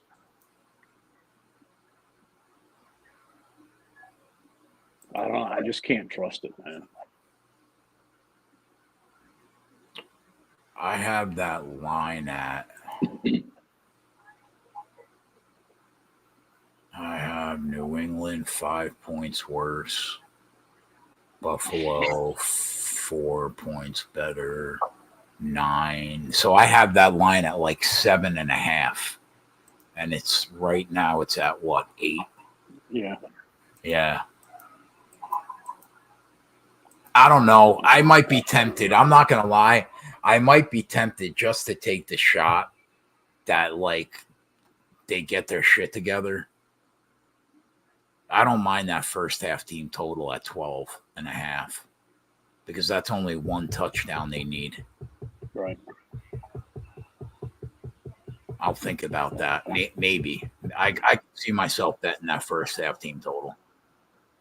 All right. Browns at Colts. Browns are 3.5 favorites, 41 points. Deshaun Watson's still questionable. Anthony Richardson's done for the year, so that means Minshew's their quarterback. What were your thoughts on the Browns last week against San Fran? San Fran shot themselves in the foot. They should have definitely won that game. We know that. But, man, that Browns defense is pretty strong. Yeah. That's what I was getting ready to say, the defense. That defense is pretty strong. They exposed Brock Purdy. I'll tell you that. How did Jonathan Taylor do? In his first game back? I could tell you.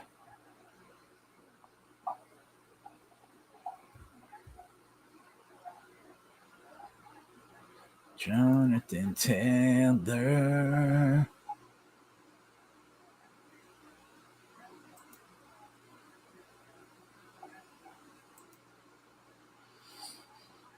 Jonathan Taylor he's played 2 games, 14 carries, 37 yards. Total? Yep.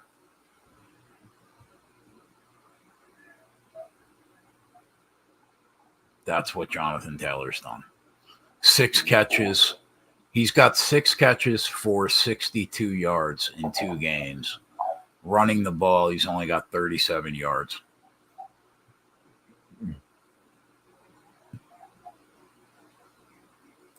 I kind of like the under in this game. I don't hate that either.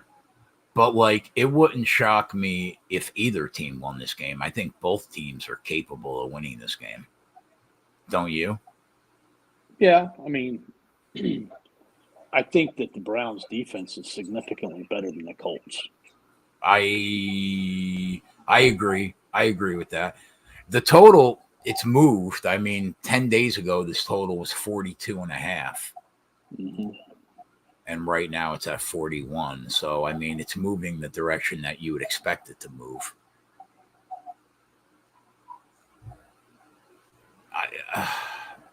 I could see this sneaking over, though, if Watson plays. I mean, I think like that defense has to feel really, really have a lot of momentum, a lot of confidence to what they did to San Francisco last week. What do you think about the Colts team total under? Under 19.5? 18.5, 19.5, probably somewhere around there. I like it at 20.5. Signed. Most analytics sites have had the Browns the number 1 defense all year, like since week 2.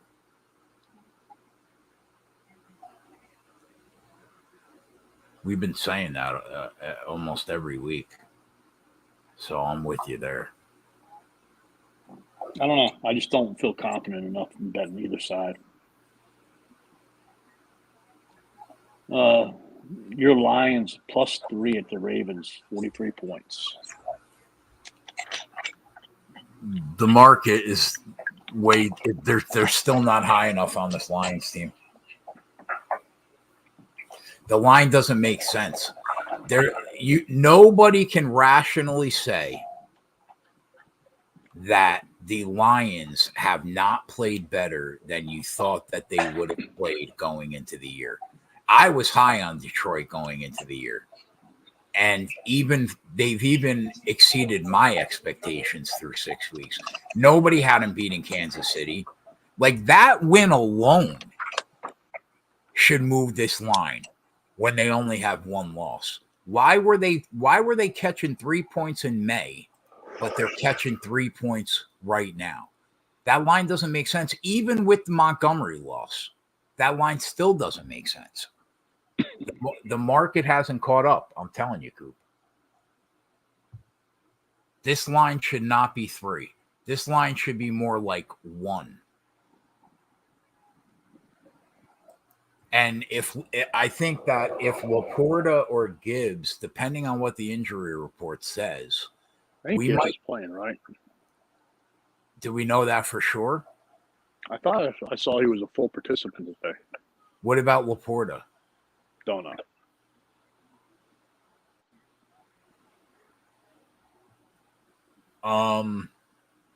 I would like 3.5. I'm probably going to bet this at 3, but man, I wouldn't mind 3.5.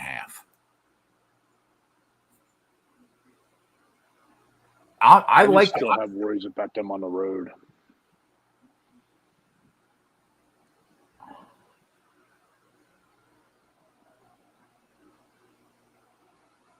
You there?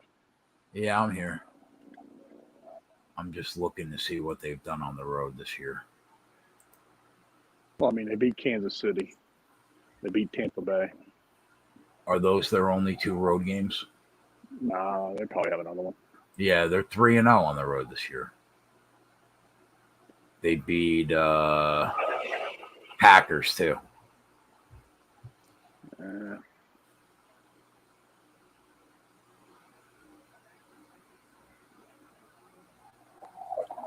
I think it's going to be a low-scoring game because I think where they're not getting enough credit is the defense. The Lions. The defense has been really good. Like Signed and I were talking about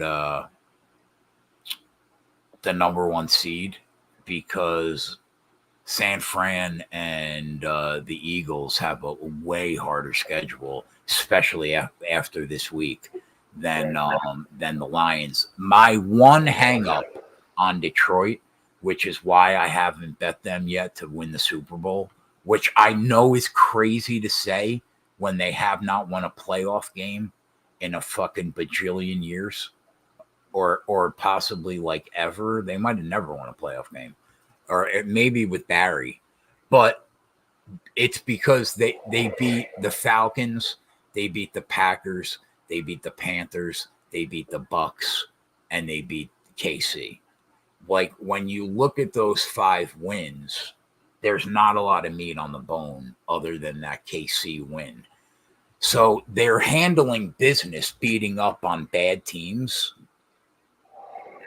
but they haven't really proven yet that they can beat good teams. And if we're being fair, they really shouldn't have won that KC game. Right. Like, that, the wideout on Kansas City is the reason why they won that Kansas City game. Not anybody on Detroit. So, like, that worries me a little bit, but they're just a good football team. They're a top 5 offense, and their defense is playing really well. It hasn't been playing bad. Way better than last year. So I don't know. I just don't think the market is high enough, as high as they should be. I like as a parlay piece going under 290, under 49.5. I don't see a lot of points in this game. I could see it going both ways, to be honest.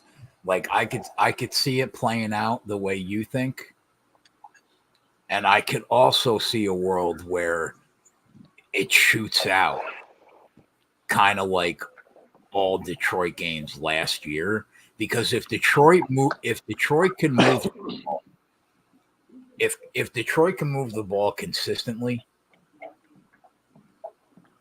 and Baltimore's offense is humming, then it has the potential to shoot out.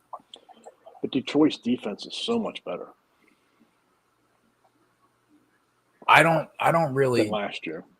I don't disagree. I'm with you. But I mean, we're what, six games in? They haven't shot shootout in any game yet, except for Seattle. But they scored 42, 37, and 34. They could put up 35 on the Ravens and not think twice. It wouldn't shock me. Their offense is up 35 on the Ravens. Coop, you're underselling that offense, bro. They have a legitimate top 5 wideout. They have a quarterback that everybody has criminally underrated, and they have an offensive line that anybody in the backfield could run the ball. You're way off, bro, on that offense that Detroit has. You're not ranking them anywhere near as high as you should be.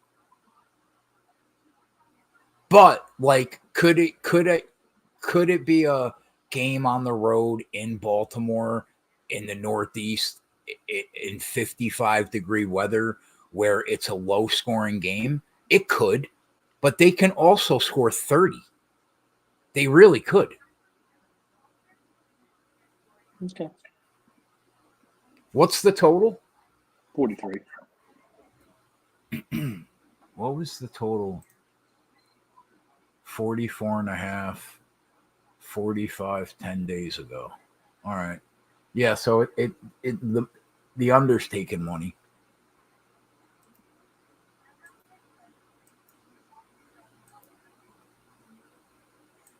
So you said Gibbs is going to play? I think so. I thought I saw he was full practice today. Signed. Do you see anything on Laporta? Because that line is not going to 3.5 if they're going to play.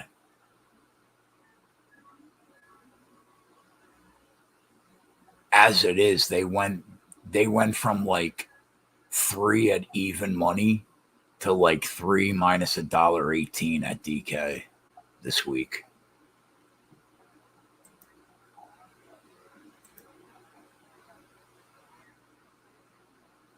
All right, what else you got?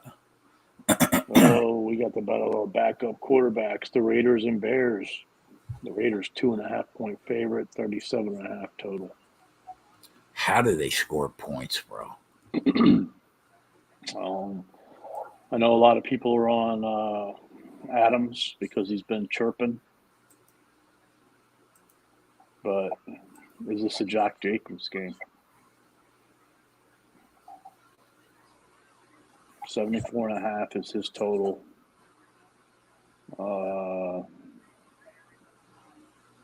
Adams is only 68.5. Sam Laporta clear for Sunday. We're going to have to take that 3 signed. I mean, I don't think it's going to go to 3.5 then. So you like betting Jacobs over? I mean, he's struggling this year, but it's a good setup for him. He's averaging 3 yards a carry.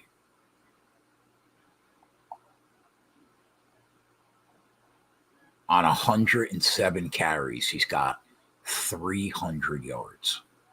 That is so bad. Yeah. So who's playing quarterback? O'Connell? No, Brian Hoyer.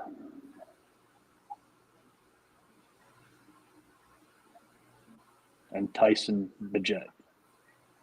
So how's that game get over, you think? You think they're going to score 38? Sloppy offense, defensive touchdowns, special teams touchdowns.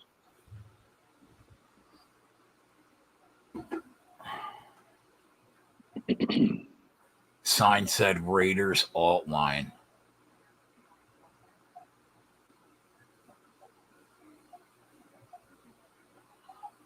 Sign, are you that confident that Brian Hoyer's just going to automatically get Devontae the ball? It's fucking Brian Hoyer.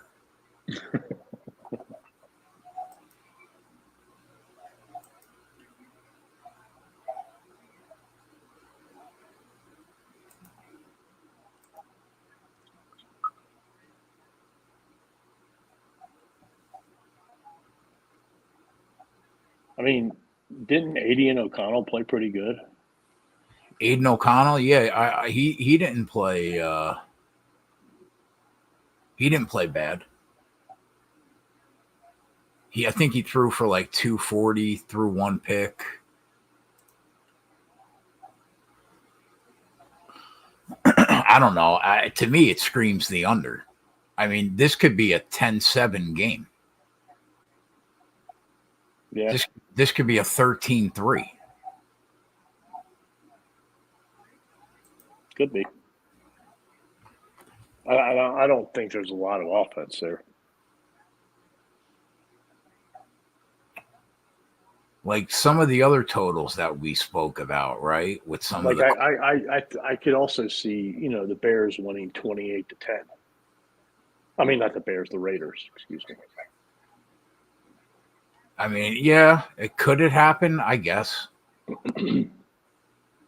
But like, think about some of the totals that we spoke about with way better quarterbacks in the low 40s. And this total's 38 with Hoyer and a fucking bum off the street.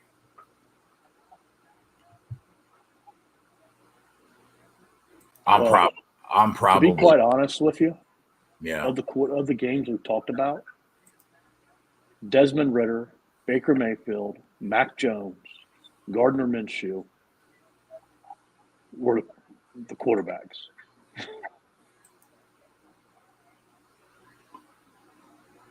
I was thinking about the Baltimore game, the Cleveland game. Well, we don't know if Watson's playing, and even if Watson's playing, I mean, he isn't the old Deshaun Watson as of yet. But he's been better this year, though. You got Josh Allen, and then, like you said, you got the Baltimore Detroit game. Yeah, Allen's playing a game with a 40 total, and these two fucking bums, it's at 38. Yeah. Yeah, I'm probably going to be on the under. If they get up and over it, God bless them. I mean, if you look at like 43.5 is minus 250 for a parlay piece. It's just so bad to fucking tease totals. I'm not one to tease it, man. It's just a parlay, not a tease. Yeah, but it's kind of like the same thing. On tease, I'm taking 2. But you're going to have to take another side in the parlay. I could take that and get my top 10s. I mean, my top 5s in trucks.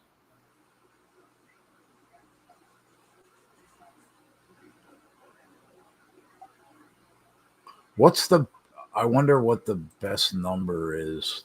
I have to look to see what the best number is on that.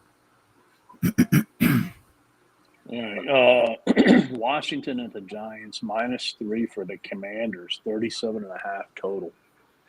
Daniel Jones still questionable. Not sure what the lean is for him playing or not. Yeah. The offensive line looked pretty good last week. I don't know. I still don't know if Tyrod Taylor is Tyrod an upgrade from Daniel Jones or a downgrade? I don't think so. I think I don't care. Like, I know that they should have beat Buffalo last week, but I don't have any confidence in them at all. Like, if I'm betting the game, I'm taking Washington. Really? If Daniel Jones comes back, do you think it stays at +3 or goes to 2.5? Well, it's 2.5 right now at FanDuel. 3 at 6.5. Right now, Washington's -2.5, -118 at FanDuel. I can only look towards Washington. It's not like Washington's that's great. No, but they're a better team than the Giants. that defense is better, and Sam Howell has looked better than Daniel Jones and Tyrod Taylor. I mean, if you really look at it, like Buffalo beat the shit out of Washington, and they destroyed Sam Howell. I know, but like you can't. Sometimes you can't do NFL math like that. And it was in Washington. Buffalo, they just didn't look like they're that. Did that look like the team that hung 48 on Miami and literally embarrassed them a couple weeks ago? No. Oh, of course not. Like I don't know. I'm throwing that Buffalo game out for the Giants right now. I'll see what happens with against New England. Yeah, that's fair point signed. It was there. They could have possibly had the hangover coming off the London game. I guess that's always possible. What do you think about the total? It's moved a ton. Yeah, down. Yeah. Saquon 20.5 yards receiving. What did he have last week when Tyrod played? Let me check that.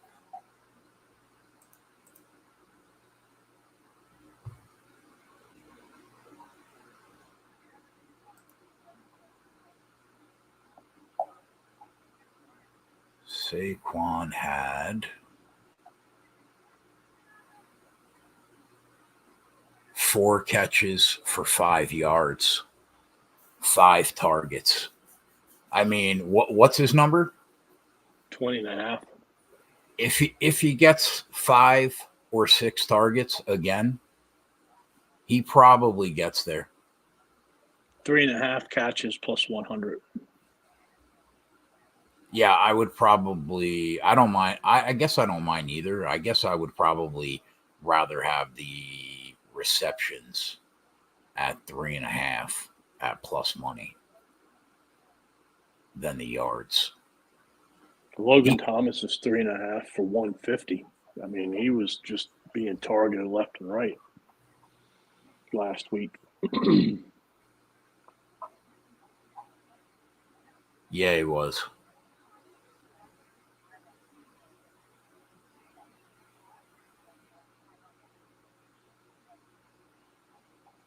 You like the over signed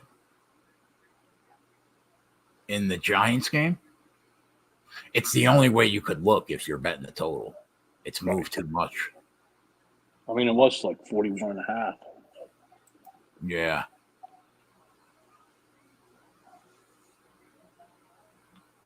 Arizona, Seattle. What do you think about that game?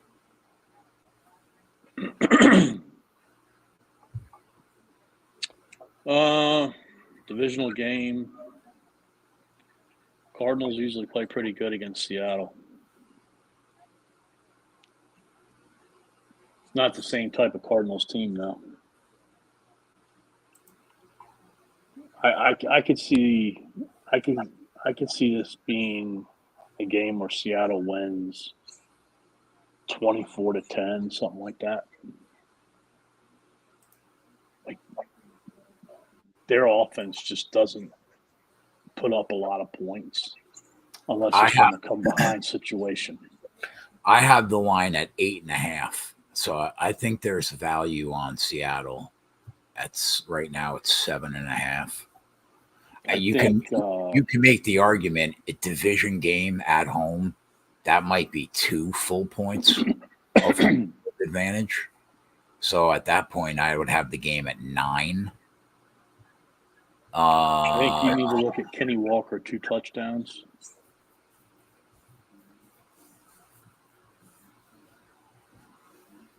Oh, DK has 8.5. That makes sense. I think I would have the game at 9. Kenny Walker too. I'm a big Kenny Walker guy. You know that. I don't hate that. Joshua Dobbs over 21.5 yards rushing. Isn't he running the ball a lot? Well, Let's check that out, Coop.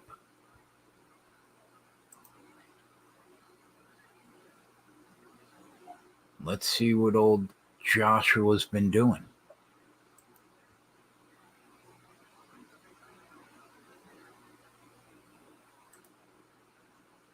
He's running the ball for an average of 31 yards a game. 30. He's got 34 carries through 6 games. What's that? 6 carries a game about. Mm-hmm. What's his number? 21.5. Against a subpar defense. I don't hate that.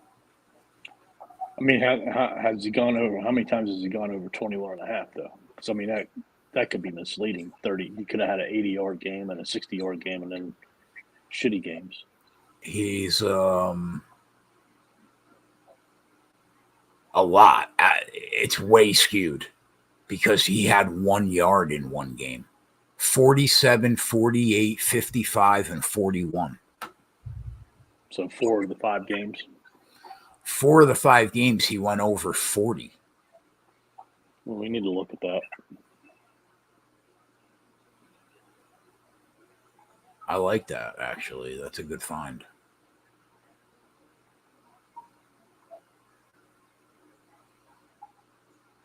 You have to think the game's going to be. I mean, his number is 21.5. Keontae Ingram, who's their starting running back, is 35.5. You think the game's relatively competitive? Like, I could see a world where, like you said, Seattle beats them by a couple TDs. But I have a feeling for the most part, it's probably going to be somewhat competitive. Yeah. Seattle doesn't blow people out. Like I said, when they score points, it's because they were trailing.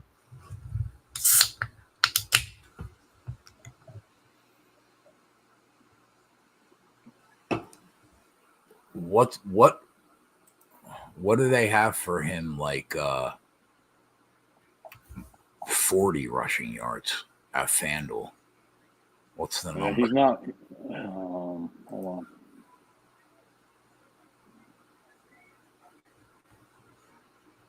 To get 50 yards is 625. Yeah, but you can go by tens at FanDuel. Yeah, I'm just giving you a number. I guarantee you 50 at FanDuel is probably 425. You're looking at Bet365? Yeah.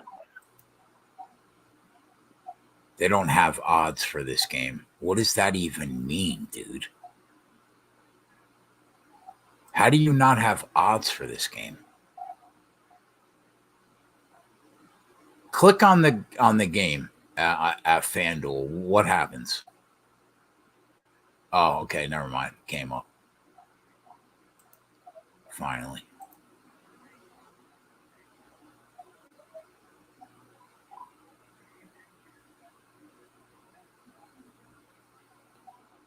No, it hasn't.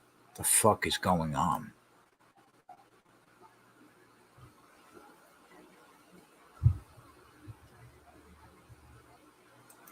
My rushing props won't even populate.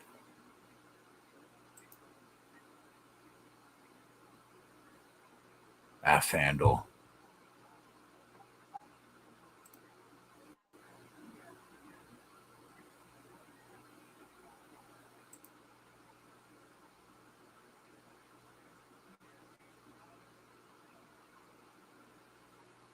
That's weird. I don't see anything. Let me see what DK has.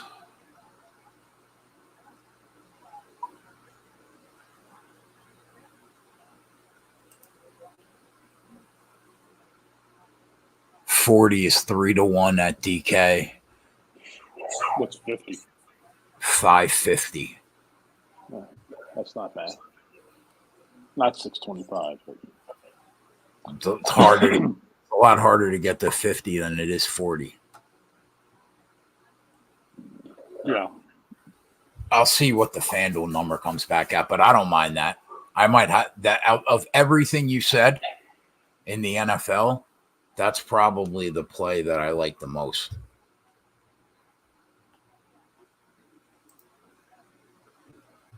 All right. Steelers at the Rams. Steelers are +3, 44 points. Love the Rams. I think the line should be 5. I think it's off like 2 points. I'm probably going to be on the Rams. Which Kenny Pickett shows up is the question. Yeah, probably the one that we've seen for the majority of the year, which has been subpar. I don't think that, like, they don't have Cooper Kupp back in the lineup priced in enough to this to how good the Rams offense is when he's there. I would have really smashed the button here if Kyron Williams was playing, which is the only thing I kind of worry about in this spot.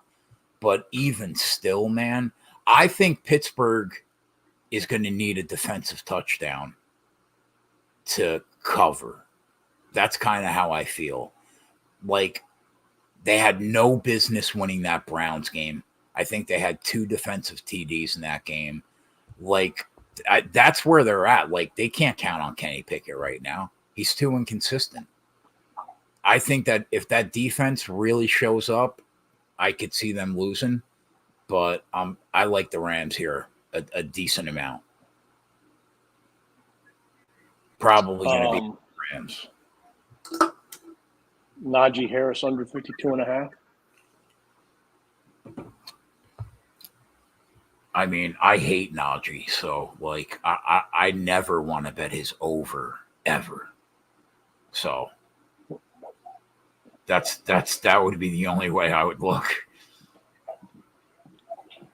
And then was somebody talking about Matthew Stafford over 1.5 yards? Oh, I think that was Matt. Yeah. I assume because he thinks Pittsburgh's going to get pressure and he have no choice but to run. I'm not sure what his logic is, but I assume that's what it is.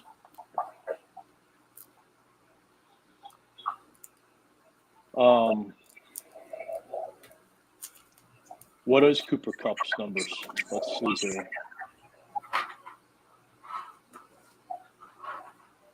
Probably 90.5. 7.5 receptions, if I had to guess. Yep.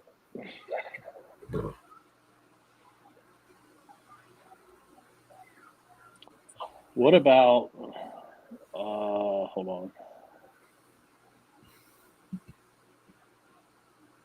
Oh, might be priced up. Matthew Stafford over 34.5 pass attempts.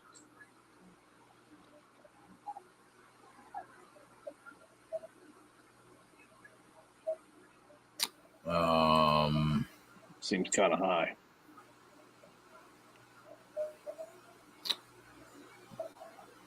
Let's see what he's averaging.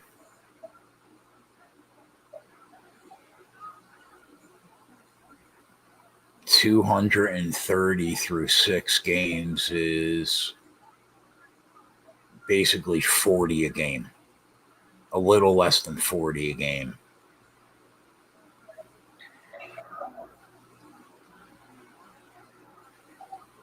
But if they're in control of the game, like I think I lean towards that they will be,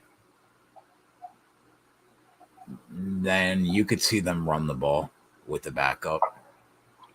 I mean, what do we know about this Keontae or who's the backup? It's either Royce Freeman, Zach Evans, probably Zach Evans. He's the second on the depth chart.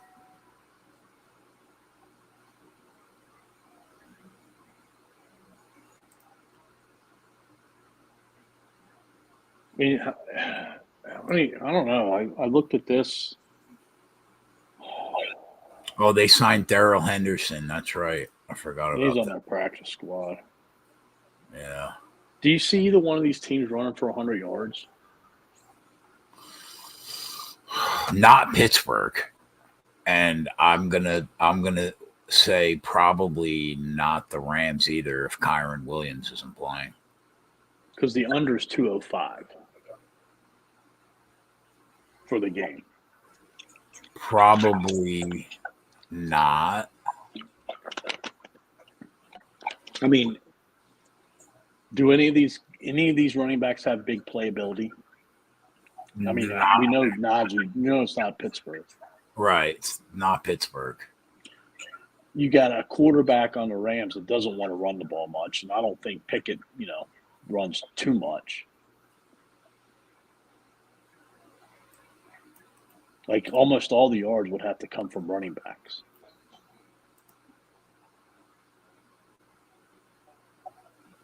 I mean, Jalen Warren is his number was 28.5. He could break a run at like any time. But it's not going to happen from Najee.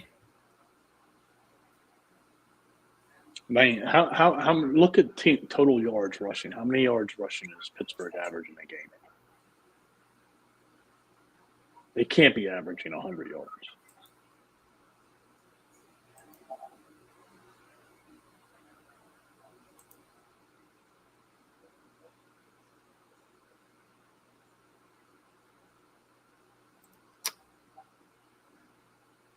I'm loading.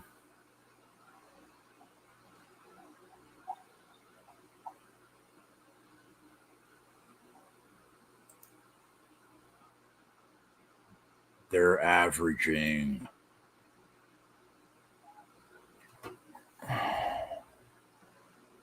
they've only played 5 games and they have 402 yards.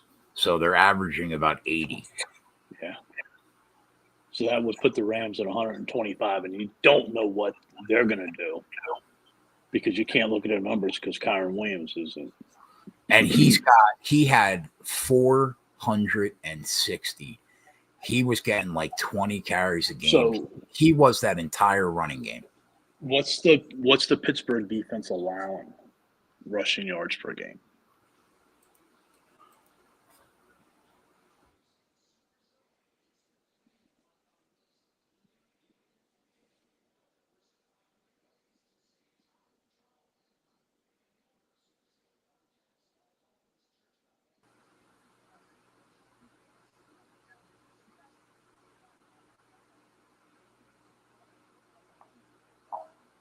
Wow, is this right?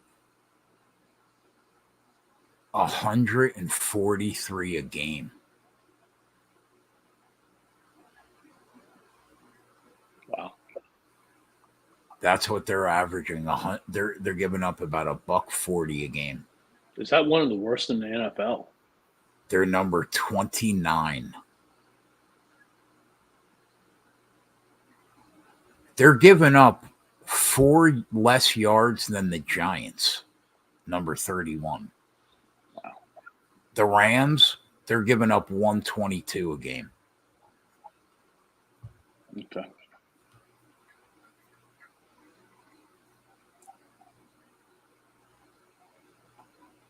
I wonder if that number got skewed by somebody, or if it's just.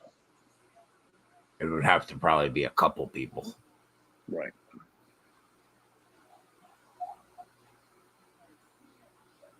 Well, they played Pittsburgh, right? I mean, they played San Francisco, right? Yes. So McCaffrey probably went off. Yeah. Yep. I don't know who else they played off the top of my head. Played Baltimore, so I don't know what Lamar had, but he might have had a bunch. I have to look into that.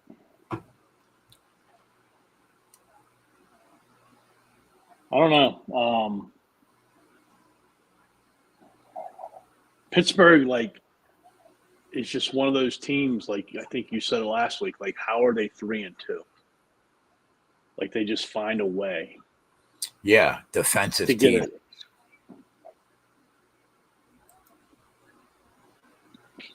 That's what makes me worry. Like when I think about how they looked against the Texans that week, man, if the Rams offense comes to play, I can't see them losing to them. And you know it's going to be a home game for them. Yeah, I know. I don't think it's going to matter, though. I just don't think they're as good. I think both myself and the majority of the market was way lower on the Rams than we all should have been. They're better than I thought. They're better than a lot of people thought. Packers at the Broncos. Packers are minus 145 total. I guess Aaron Jones is coming back this week. My default position is Denver's giving up $1.75 per game to running backs. So, like, exploiting that is the direction that I lean towards.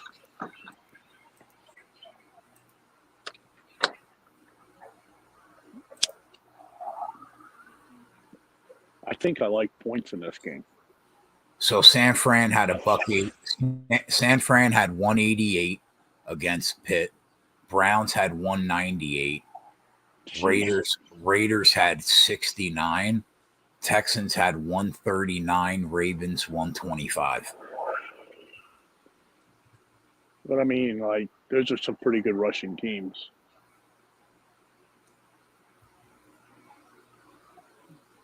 You know, I mean, predominantly that's what San Francisco and Cleveland do, and Baltimore. Yeah. Texans probably broke a few runs. Well, Pierce is a tough running back.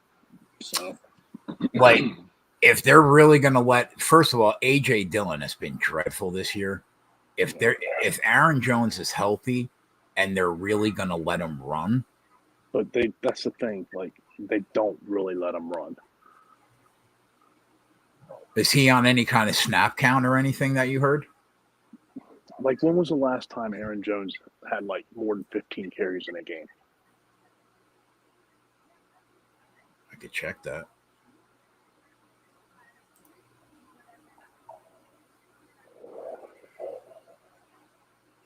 Because, like, man, if they gave him the ball, he would have $150 against them.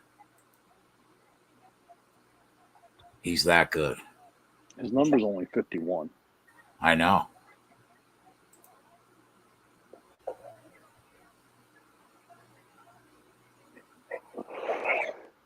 They don't have a attempts prop for him on 365, just yards. This year, in the 2 games he played, he had 5 carries and 9 carries. But look at last year.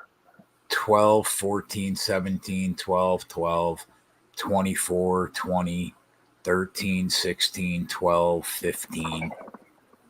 And then, like, a couple 9, 8, 9, 9. Yeah. It's just so iffy. So, like, you really got to think, what's his average yards per carry? Like, for his career, 4.2. Yeah. Like, he's got to get 5 yards per carry.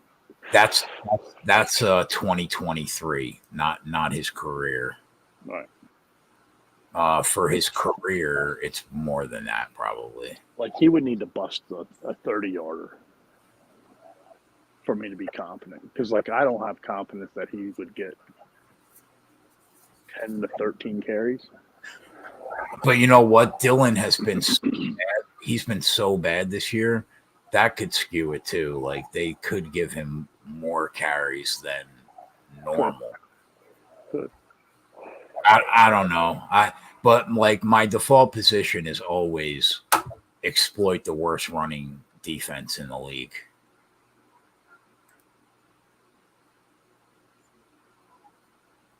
You like the over? I could see it shooting out, but I could also see it being dreadful too. I don't know. I could see it being like 2017 final too.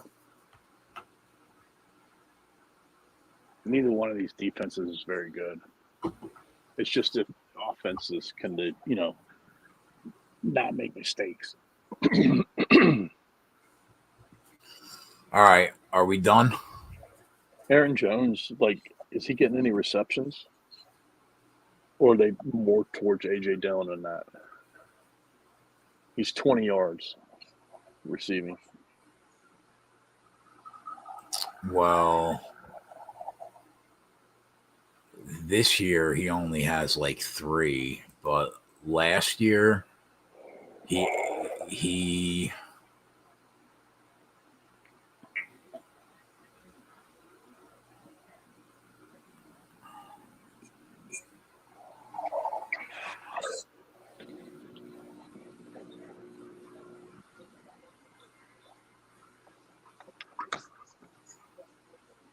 averages about like 4 receptions a game. Like, I think if I was going to take something, I don't know what the number is, but, like, I would look at receiving and rushing for Jones. He usually has somewhere between like 15 and 40. It's 76, so it's over that number.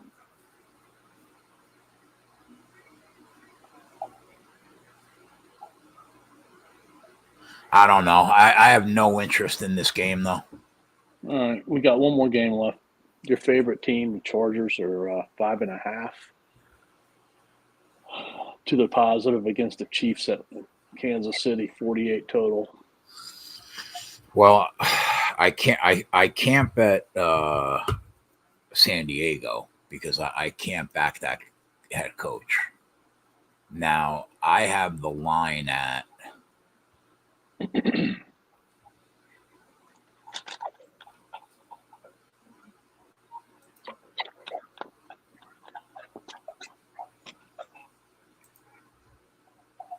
basically.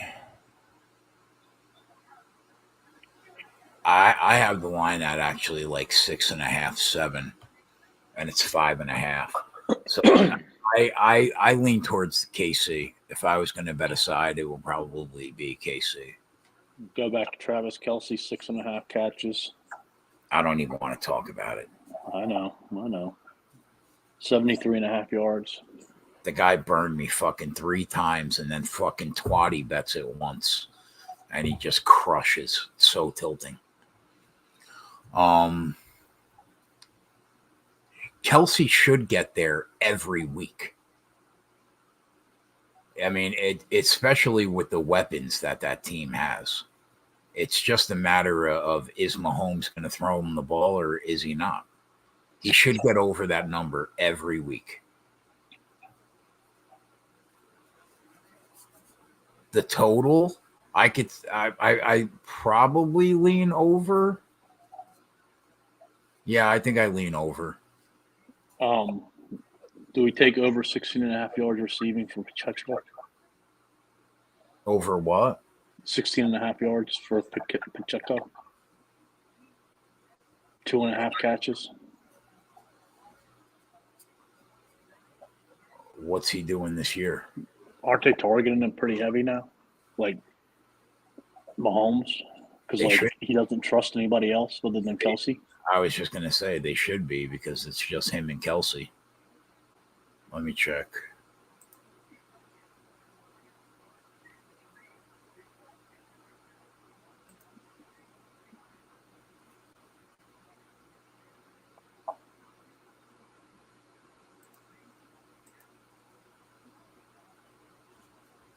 He's averaging about. He's got 19 targets through 6. So about 3 times a game. Yeah, but what was his target the last game? 6. But the game before that, it was 1. Right. So maybe they found something. I mean, because 6 out of 19 for one game. That's a 33% basically. He only had 30 total. He only had 36 receiving yards in that game. Like, found something is relative. You know what I mean? Yeah, 16 yards is his total. He's gone over that number 3 times by like a lot. 36, 43, 31. The other 3 games he had 0, 9, and 16. The thing is, when he catches the ball, he runs so freaking hard. Yeah, he's a little tank. Right, that he's hard to get down. So he can break, a 15-yarder. He's averaging about 17 carries a game the last 3 weeks. Yeah. Now they got McCole Hardman back, but they don't have any props for him. Yeah, that's good. I mean, that will at least give Mahomes somebody else finally. He'll look towards him too because they have a rapport. I would assume we have lines for Hardman by Sunday.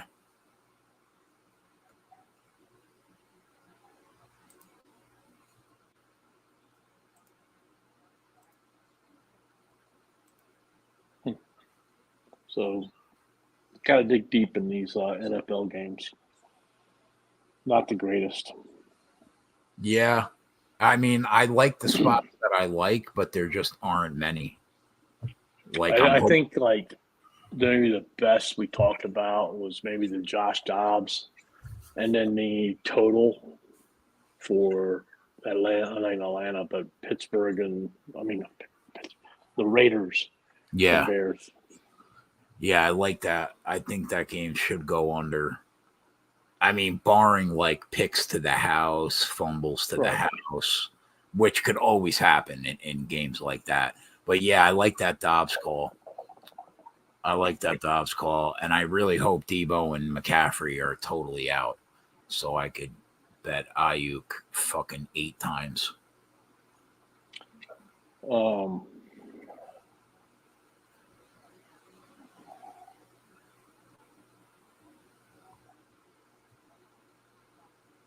He's at 67.5 right now. I saw. Doesn't have the receptions. I thought I bet it at like 62. Is it really up to that high already? This is 365.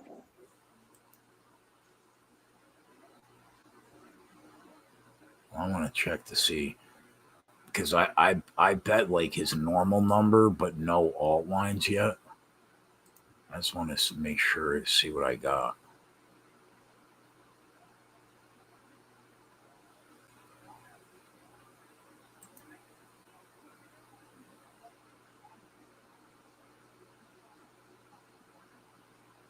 Where is it?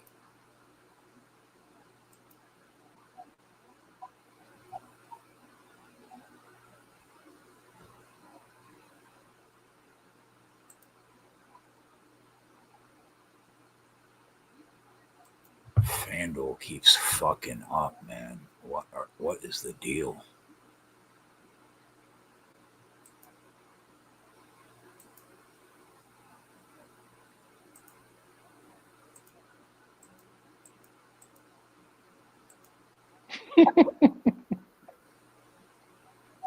Yeah, I bet I got like 64.5.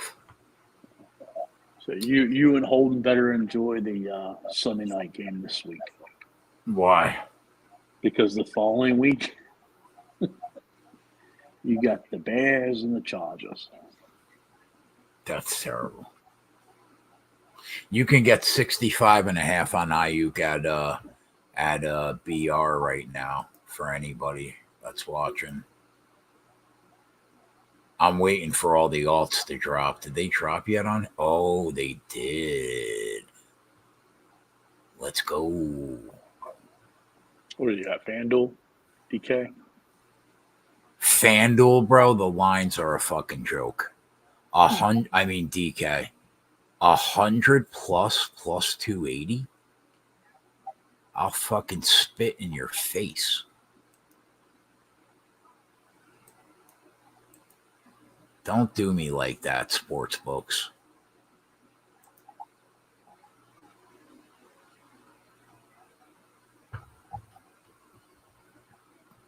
Bet 365 has 320. Yeah, 320, 725, 1500. That's a little lower than I wanted it to be, especially when his number is 65.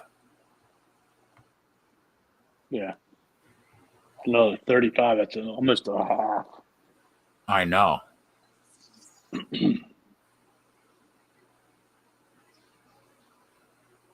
Fuck, man.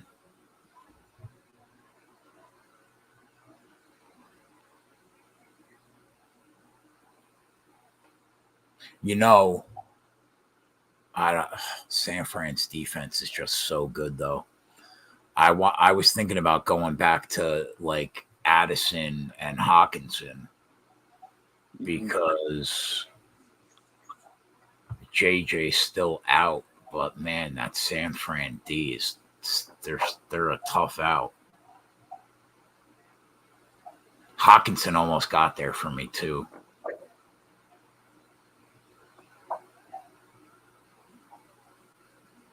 Johnny said, I'm coming to destroy the weekend slate. Lock in, kid.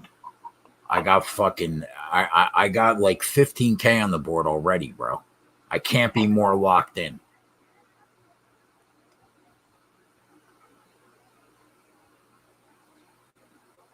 All right, Coop. I got to be live in 11 hours. We're calling it. I'm going to eat some food real quick. I'm going to get in my bed. I'm going to try to go to sleep. And then hopefully I get up. You better make some bets first.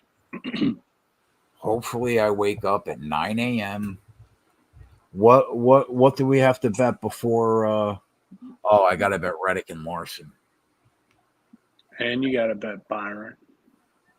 And to win the chip. Yeah. Hocevar. And Hocevar. Fuck.